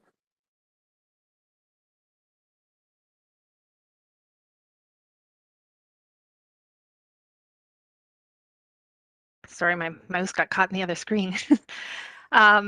So yes, we're through you, Mayor Guthrie, to Councillor O'Rourke. So we are working on the water supply master plan in conjunction with this report. You will be receiving the water supply master plan and its full details prior to approval of this plan. So the sequence of events is important in our master planning process. That's why you have the transportation master plan coming next week as well, because they do all fit together. So the preliminary recommendations and study at this point says we do have enough water supply to 2051. Like the official plan and my response to Councillor Gordon, that water supply master plan will be evaluated every 5 to 10 years to ensure that we're on track, that is there additional water savings that can be done, or is water being used at a higher rate than what we anticipated. We also will be looking at the what we refer to as the DOLIME lands to determine the impacts of that and bringing those lands into the city and having us have control over that water supply to see what it does to our water supply. It may increase that as well. Okay, thank you. I appreciate that. And then I have one more sort of higher order question and then a couple that are specific to Rolling Hills and Gordon and Arkell, my favorite intersection. Dr. Whiteley mentioned the possibility of phasing in developments. He was proposing that we do that based on ability to meet net zero. My question is a little bit different. I'm wondering, will we be able to phase in development based on infrastructure availability so that, you know, we're not extending infrastructure or that we're tacking into existing infrastructure wherever possible? Now, can that help guide us? Through you, Mayor Guthrie, to Councillor O'Rourke, absolutely. So when we look at plans, and you'll see in the draft Clare Maltby plan that has been presented, it does have a phasing plan. So it is that kind of logical extension of services. Services need to be available for us to consider a plan of subdivision coming forward. A plan of subdivision is valid or kind of live for 5 years. If it was outside of that, we would consider it premature. And I believe one of our delegates mentioned previously this evening, they had applied for an application on Clare and staff had said at that point it was premature. So we do look at the availability of services when we evaluate development applications. And those comments on servicing availability are always in our staff reports. Great. Okay, thank you. So I had a couple of questions for you. I'll start at Gordon and Arkell and then go to Rolling Hills. And I'm thinking of the letter from, oh shoot, I forget the gentleman's name. So from a former planner, and he indicated that Gordon and Arkell is showing as a growth node. And I think that on this plan, it's actually showing more intensification at the northeast corner of Gordon and Arkell. But every transportation study that I've looked at says that there's issues in terms of building a turning lane there because there's some natural heritage restrictions on that northeast corner. So I'm just wondering why this plan proposes adding more density on that corner if we can't even sort of widen the road for a turning lane there. So just wondering, well, I want to make sure that that doesn't become an intensification node when the node really is at Clare and Gordon. And I'm just wondering if you could answer the question we got in correspondence that has become my question now. Through Mayor Guthrie, I'm going to ask Ms. Haldon-Tenete to answer that question. Through you, Mayor Guthrie, to Councillor O'Rourke. What you're seeing at Gordon and Arkle in the proposed strategic growth area, we've taken the existing Gordon Street intensification corridor and defined it to the parcels. So where the Gordon Street intensification corridor was simply a setback from the road allowance and didn't take into account parcel boundaries, the strategic growth area that's proposed takes into account parcel boundaries. There are no proposed land use designation changes within the strategic growth areas along Gordon Street. We are proposing that they remain as they exist in the current official plan. So where we are proposing some changes is the high density residential designation by increasing the maximum permitted density from 200 to 250 units per hectare. But that's the main change. That area has been studied as development applications come in, and then through the Gordon Street EA for traffic impacts. Okay, thank you. Through you, Mr. Mayor, and to you, Ms. Adelante. So then that density, though, for that parcel will come back in the zoning bylaw review, right? Or would be looked at when an application would come to council for that specific area? Through you, Mayor Guthrie, the changes that we're proposing with this official plan amendment will not be accounted for in the ongoing comprehensive zoning bylaw review, simply because of timing. The zoning bylaw review is intended to be completed this year, and any modifications resulting from official plan updates through this review would come back either through a city initiated zoning bylaw amendment to implement this official plan review or through individual development applications. So there would be zoning considerations in the future. Okay, so maybe through you, Mr. Mayor, if you can take that as a concern on that particular piece of property. We know that there's natural heritage system restrictions there. Just a quick question around rolling hills. So I completely understand that it makes sense to build along the existing infrastructure that is Clare Road. Clare is going to be widened. There's water, there's sewage, there's all those things that are there. And the only piece that troubles me about that is when people say, well, we wouldn't do this to any other part of the city. But is there a difference between the intensification along Gordon that used to be bungalows on a country road and the intensification that's proposed? Like, is it analogous, the development that's taking place, Lowe's, Dawn, Gordon? I just want to be sure that this is how we have done things in other neighborhoods in the past. I'm just trying to reconcile that.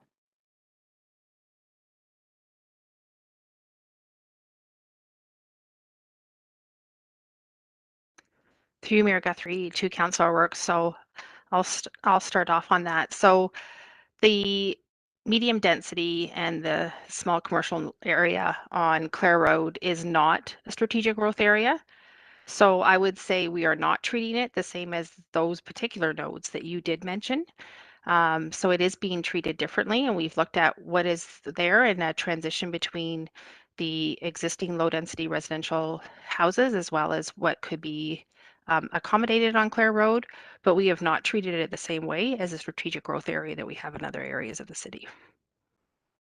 Okay. Okay, that's helpful. Thank you. And then just two more with respect to Rolling Hills, Mr. Mayor. I appreciate your indulgence. Through you to staff, a lot of people are taking comfort in that the existence of the buffer between Area 1 and then Serena Lane. Can you just tell me what policies are in place or what protects that buffer?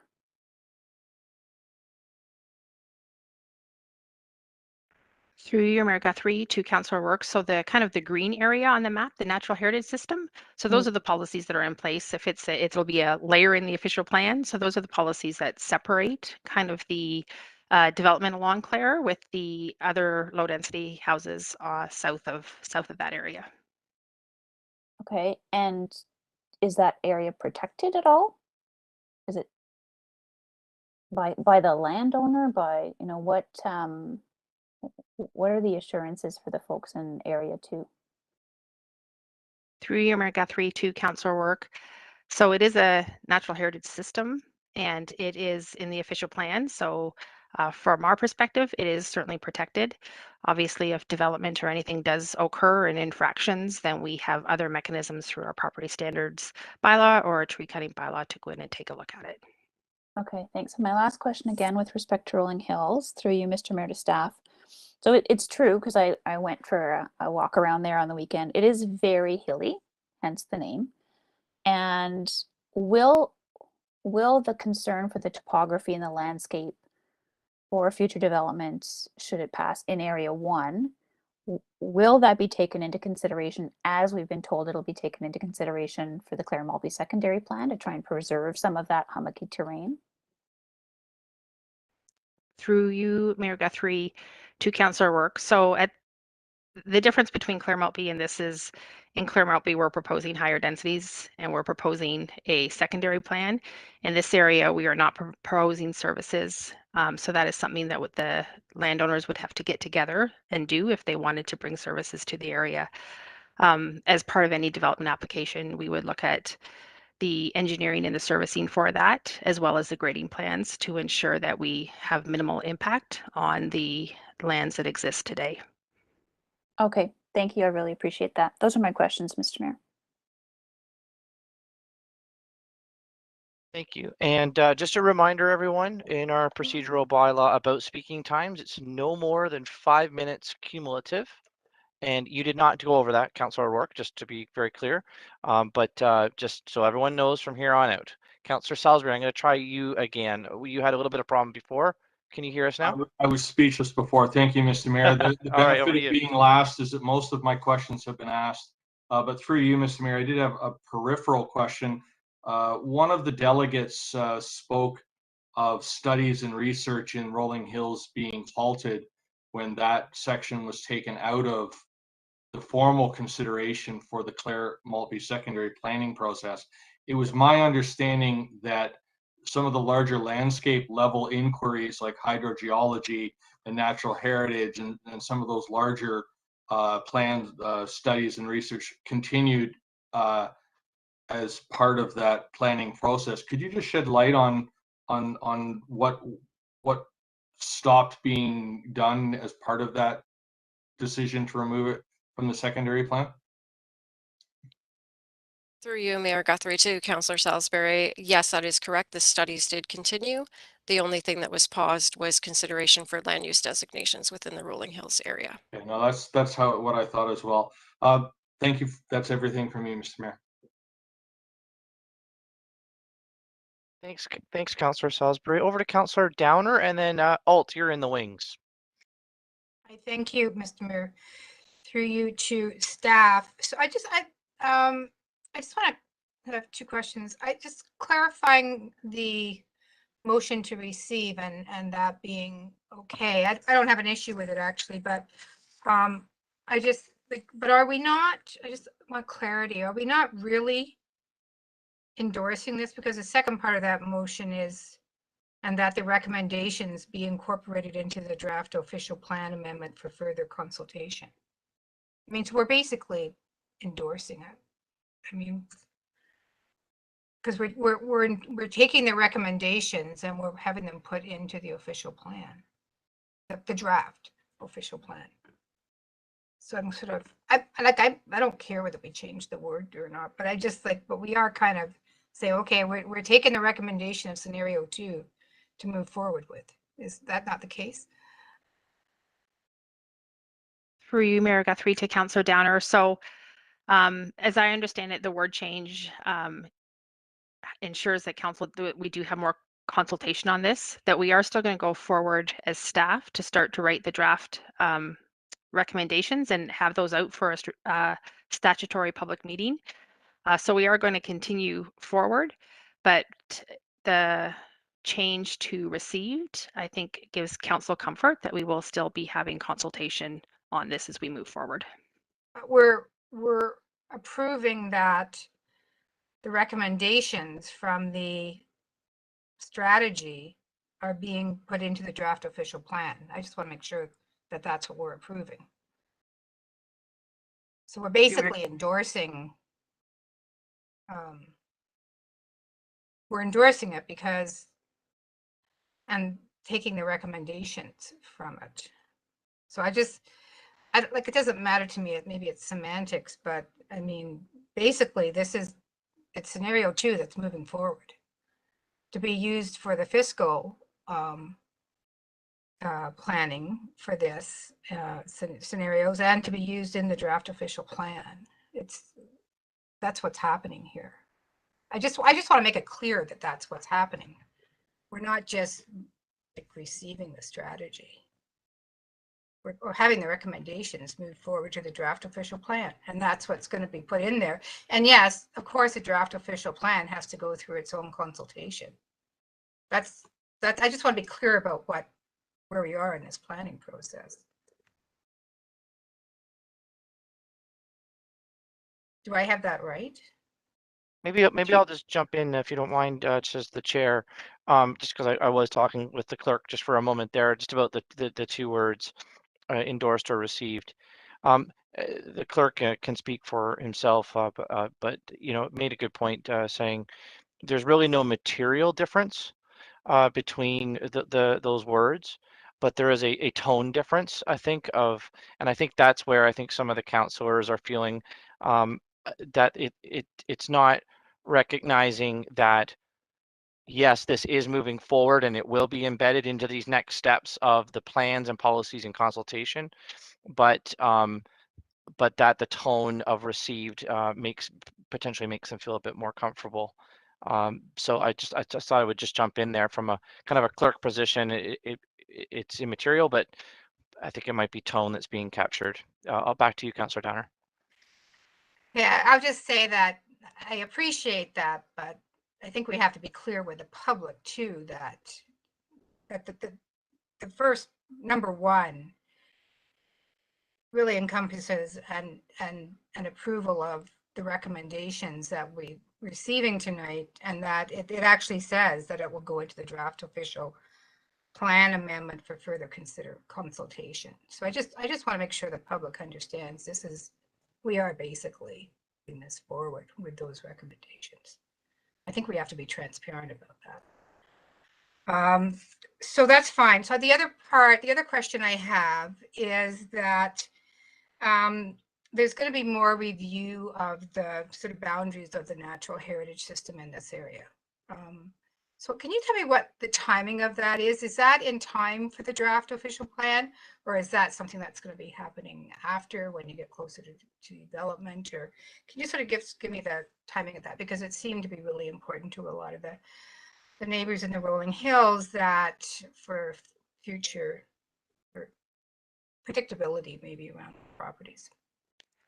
Yeah, through Mayor Guthrie to Councillor Downer. So the changes to the natural heritage system had not been presented at our previous consultation, and in our site-specific meetings, I guess, with the residents of Rolling Hills. So we've had some individual consultation with them as well, and that had not been presented to them. So we have committed to sit there and go out and take a look at it with them and make sure that we are kind of in keeping with what we have found to date in our mapping, and to do any changes that we need to do. That probably won't happen until March. So I think our draft policies will be out in draft for consultation, but we won't be able to get on site until March. Okay, that's good. That's basically all my questions. The rest has been answered. And I had a good meeting last week with staff, and who had answered a number of my other concerns. And I think it's a good document, good report, and I look forward to the draft official plan. Thank you, Councillor. Alt and then Karan, please. Thank you, Mayor Guthrie. First of all, I'm very grateful that we will be receiving, not endorsing. I may receive a summons from bylaw, but that does not mean that I am endorsing the contents therein. So I do consider it's substantial in nature.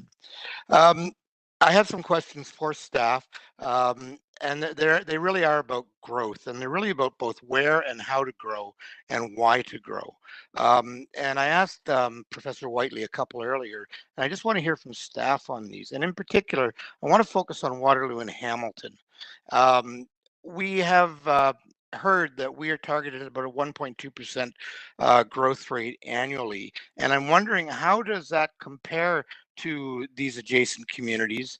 And similarly, I am wondering about intensification as per Dr. Whiteley's comments. I know that we're comparing regional municipalities, but nonetheless, I'm concerned about the reduction in intensification. So I'm wondering if I can hear from staff. Through Mayor Guthrie to Councillor Alt. So as I have mentioned, the reduction from 50% to 46% equals about 1,400 individuals. So it is not a large population change to the built up area. No, I don't actually know their current growth rate, if it is 1.2, if it's 1.5. I would say they probably are targeting 1.5% if I had to guess, but that's certainly all it would be. But the municipalities are much different. Their strategic growth area in their downtown Kitchener or uptown Waterloo, depending on where you live, is higher than the numbers that we do have in our downtown Guelph area. So the province has already, in the previous version of the growth plan, given us different density targets for our core areas. They also have the LRT, and I do think that is different and plays a different role. If you hop on the LRT and travel up King Street, you will see that the densities are much higher than we're proposing here. And I think it is different. So I will say that they're a little bit different, and the numbers we're proposing at 46%, I believe reflect what we have heard largely from the councillors as well as from the community. Thank you for that answer. And this might be similar in tone, although not in character. I'm wondering if by increasing the new residents to 5,000 in the Dolime area, does it therefore become more difficult to increase intensification targets, because we've incrementally increased residents, and hence you also have increased our population potentially beyond the projections? Are we going to have a tension in those two things, spreading out the area and intensifying in the currently developed areas? Through Mayor Guthrie to Councillor Alt. So we will report on those numbers annually in our growth management strategy on where we're at. And if we need to amend those targets through our official plan 5-year reviews, we will take a look at it at that point in time. The Dolime lands are being brought in as designated greenfield, so it is not being counted toward the built up area. Thank you very much. Now, one particular question. We did discuss significantly one area of Guelph tonight, but I'd like to just very quickly go over another area that's near and dear to my heart, and that's Silver Creek and Willow. And I do have fears that density in those areas with no appreciable parkland or facilities improvements is threatening to the well-being of those areas, because these are areas where cars are luxury and a bus pass is not necessarily affordable. I was wondering if you could comment on that, much like you commented on Gordon Street.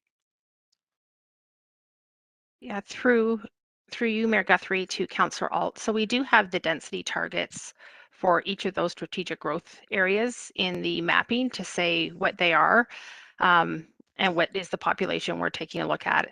And again, we're trying to work all our master plans in close timing around this. So we've already done the Trails Master Plan that has taken a look at some areas and has included the information that we had received in draft for this.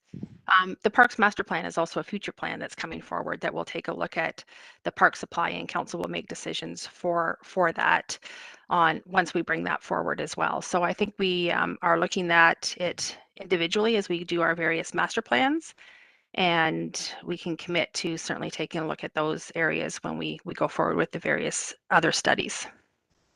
Thank you. I've got two last questions. One's somewhat longer. Again, it gets back to Dr. Whiteley and projections. I do want to make certain I get the nomenclature right. Dr. Whiteley made statements with regards to population trends shifting.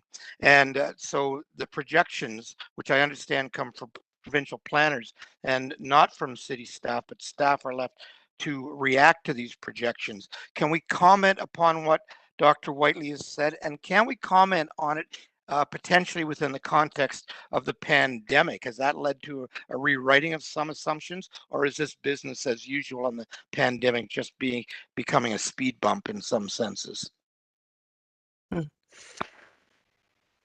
Through Mayor Guthrie to Councillor Alt. So I don't think we fully know the effects of the pandemic. I can say that our building permit numbers were down in 2020 as well as 2021. So I know we hear quite frequently from some that the demand is much, much higher in Guelph, but I can say our building permit numbers were down during the pandemic, but they are on their way back up. In 2021. We saw it trending back upward. I think the province gives us numbers in which we need to plan for, not only for servicing, but for transit, for transportation.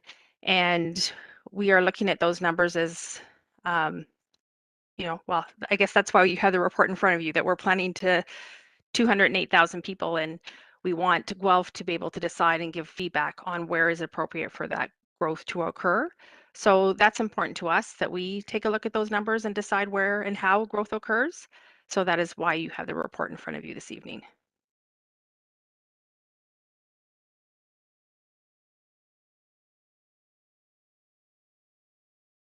Councillor Alt, I don't know if you're speaking or not. We can't hear you. Sorry, I was. I forgot all about that button.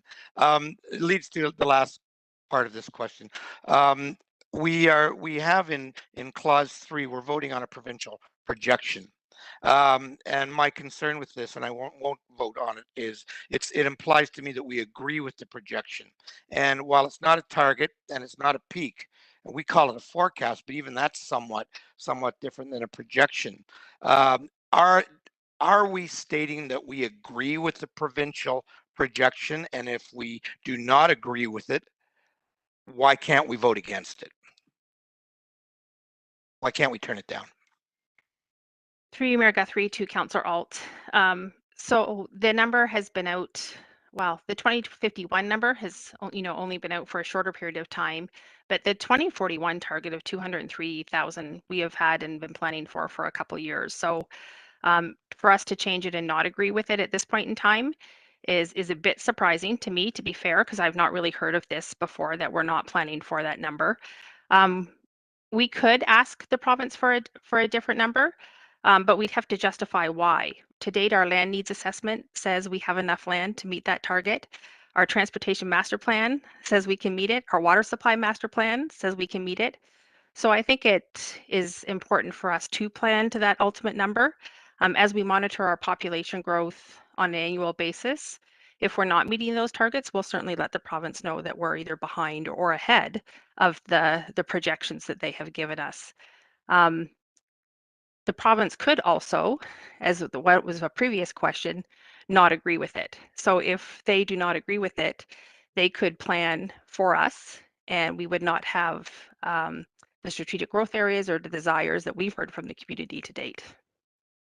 And thank you very, very much for those answers. I did support the 2041 number. I am very concerned about the 2051 number as it relates to water and water conservation. And that's my reasoning. But on the other hand, I appreciate what planning is doing. In principle, I think you have done a tremendous job on this. It's just that one issue for me. Mayor Guthrie, I would ask that all the 3 clauses be separated, please. Yep, no problem. And last is Councillor Caron. Yes, thank you, Mr. Mayor, and thank you to all my colleagues for their excellent questions that came before me. Most of my questions have been asked and answered. A couple of minor just questions about the different overlays. One of the maps, I believe it's attachment to one of the strategic growth areas is the corner of College and Edinburgh. And that is on institutionally zoned land, and the Stone Edinburgh Employment and Growth Corridor area, as well as on institutionally zoned land. Those are all planned in advance with the campus master plan. And I just wonder how the campus master plan aligns with these identified growth areas when they are tied to something that is outside of the city's control. Through Mayor Guthrie to Councillor Caron, the lands at College and Edinburgh are designated high density residential in the City of Guelph official plan. So okay. The university is planning for residential development of that parcel, and that designation has been in place in our official plan for over a decade. Okay, I guess I thought that was still technically institutional and that there hadn't been zoning applied to that, but I haven't done the zoning overlay on that map. And I believe that Ms. Aldenante answered one of my other questions was, I mean, all of our planning principles talk about the density on arterial roads. We've been talking about that for years. Good urban design, best practice, put your infrastructure and put your density on arterial roads. But we don't talk about how far back those arterial lots go, how deep they go. And we've seen it on Gordon Street, where there's land assembly that goes into a neighborhood and buys lots into the residential portion, assembles those lands, and then the rezoning goes deeper into the neighborhood than we anticipated when we originally started talking about arterial density. I believe I heard, I just want to clarify that the maps that we're seeing in this report are based on specific property maps. They're actually incorporate property boundaries into the arterial densities that are identified on Clare and on Gordon. And on Woodland and Woolwich area as well, because I see a lot of, they're not straight lines. There's a lot of jagged lines. And is that because they're property boundaries?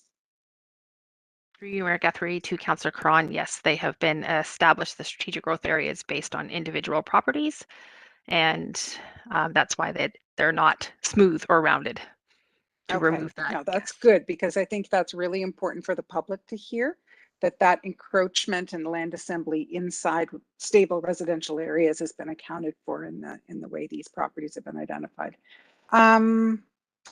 Okay, my last question has to do with the height, the changes in height in the densities. I see that even in areas, I believe it's the attachment, well, it's the slide, it was one of the slides,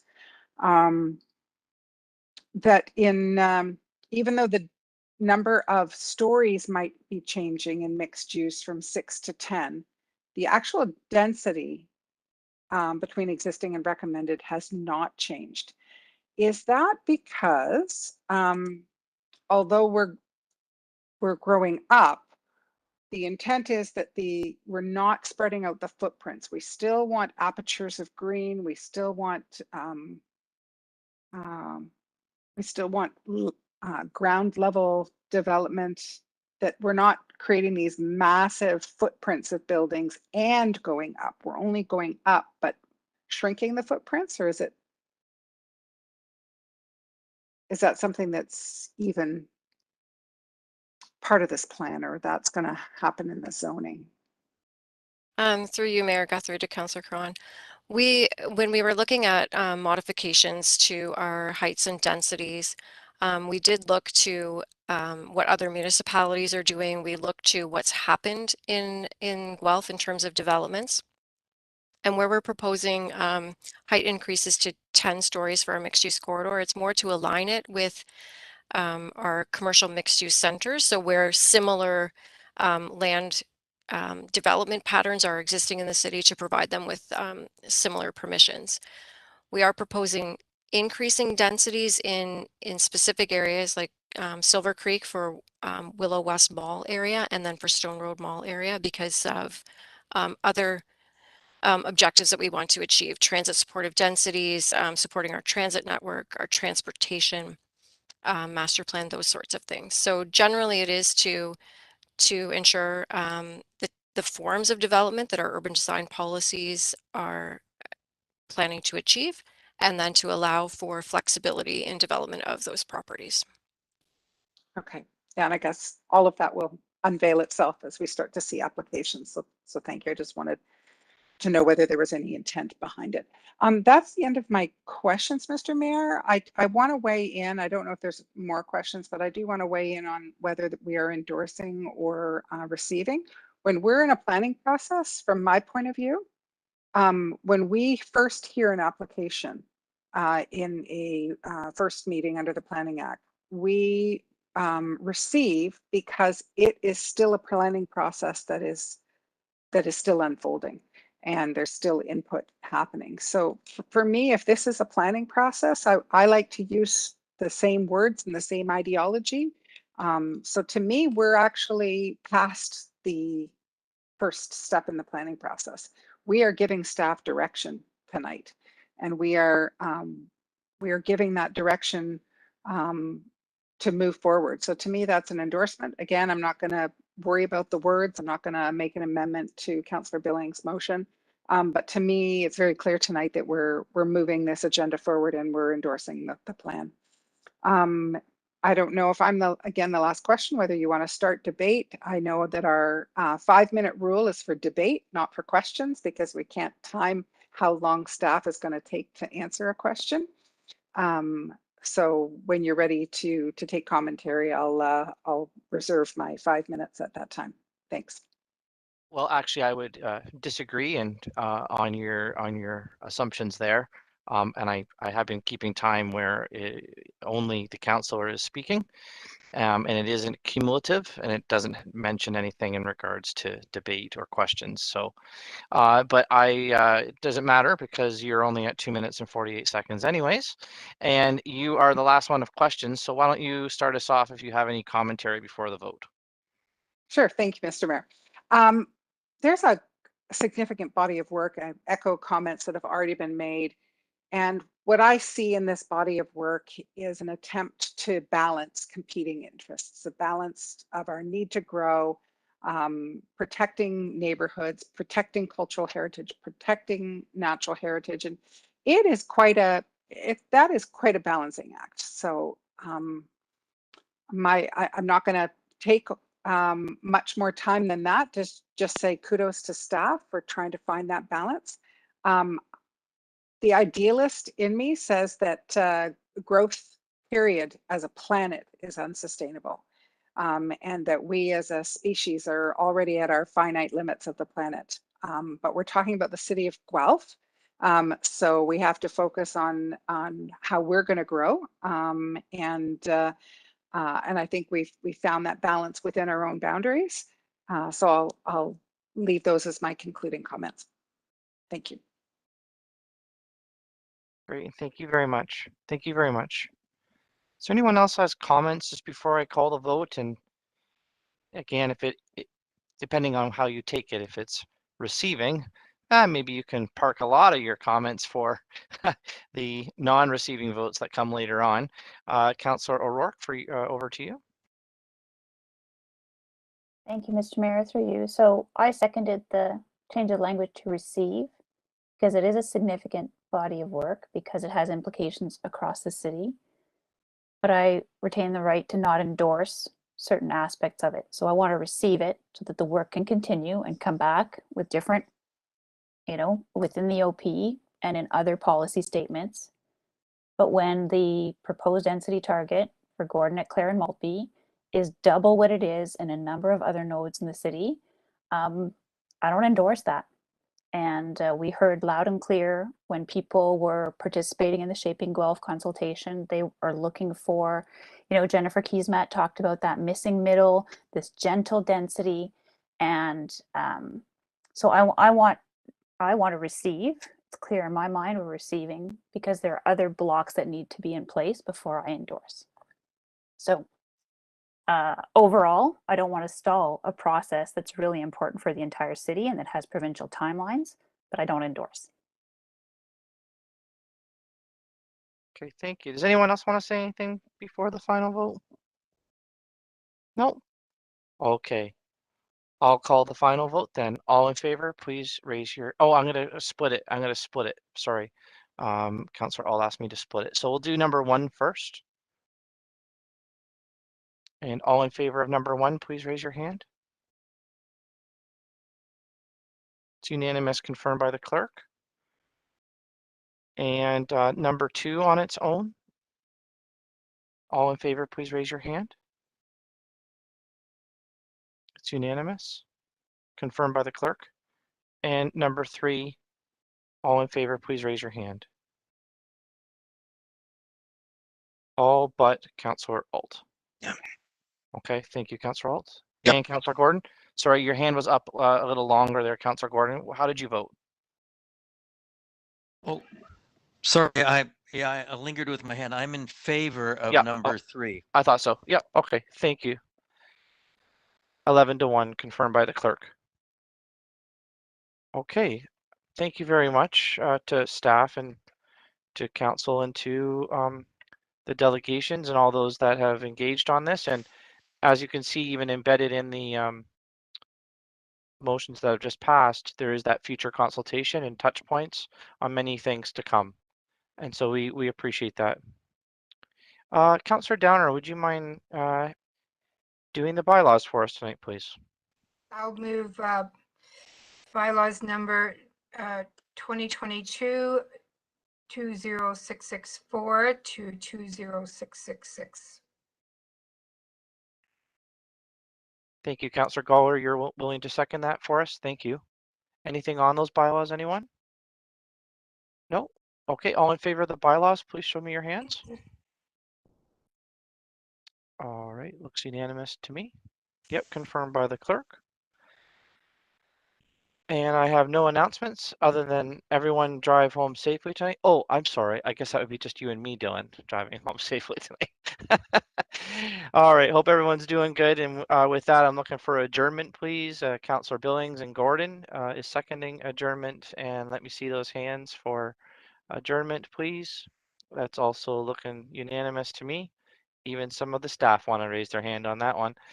Thank you very much, everyone. That passes. Have a great night and continue to stay safe. Thank you. Bye-bye.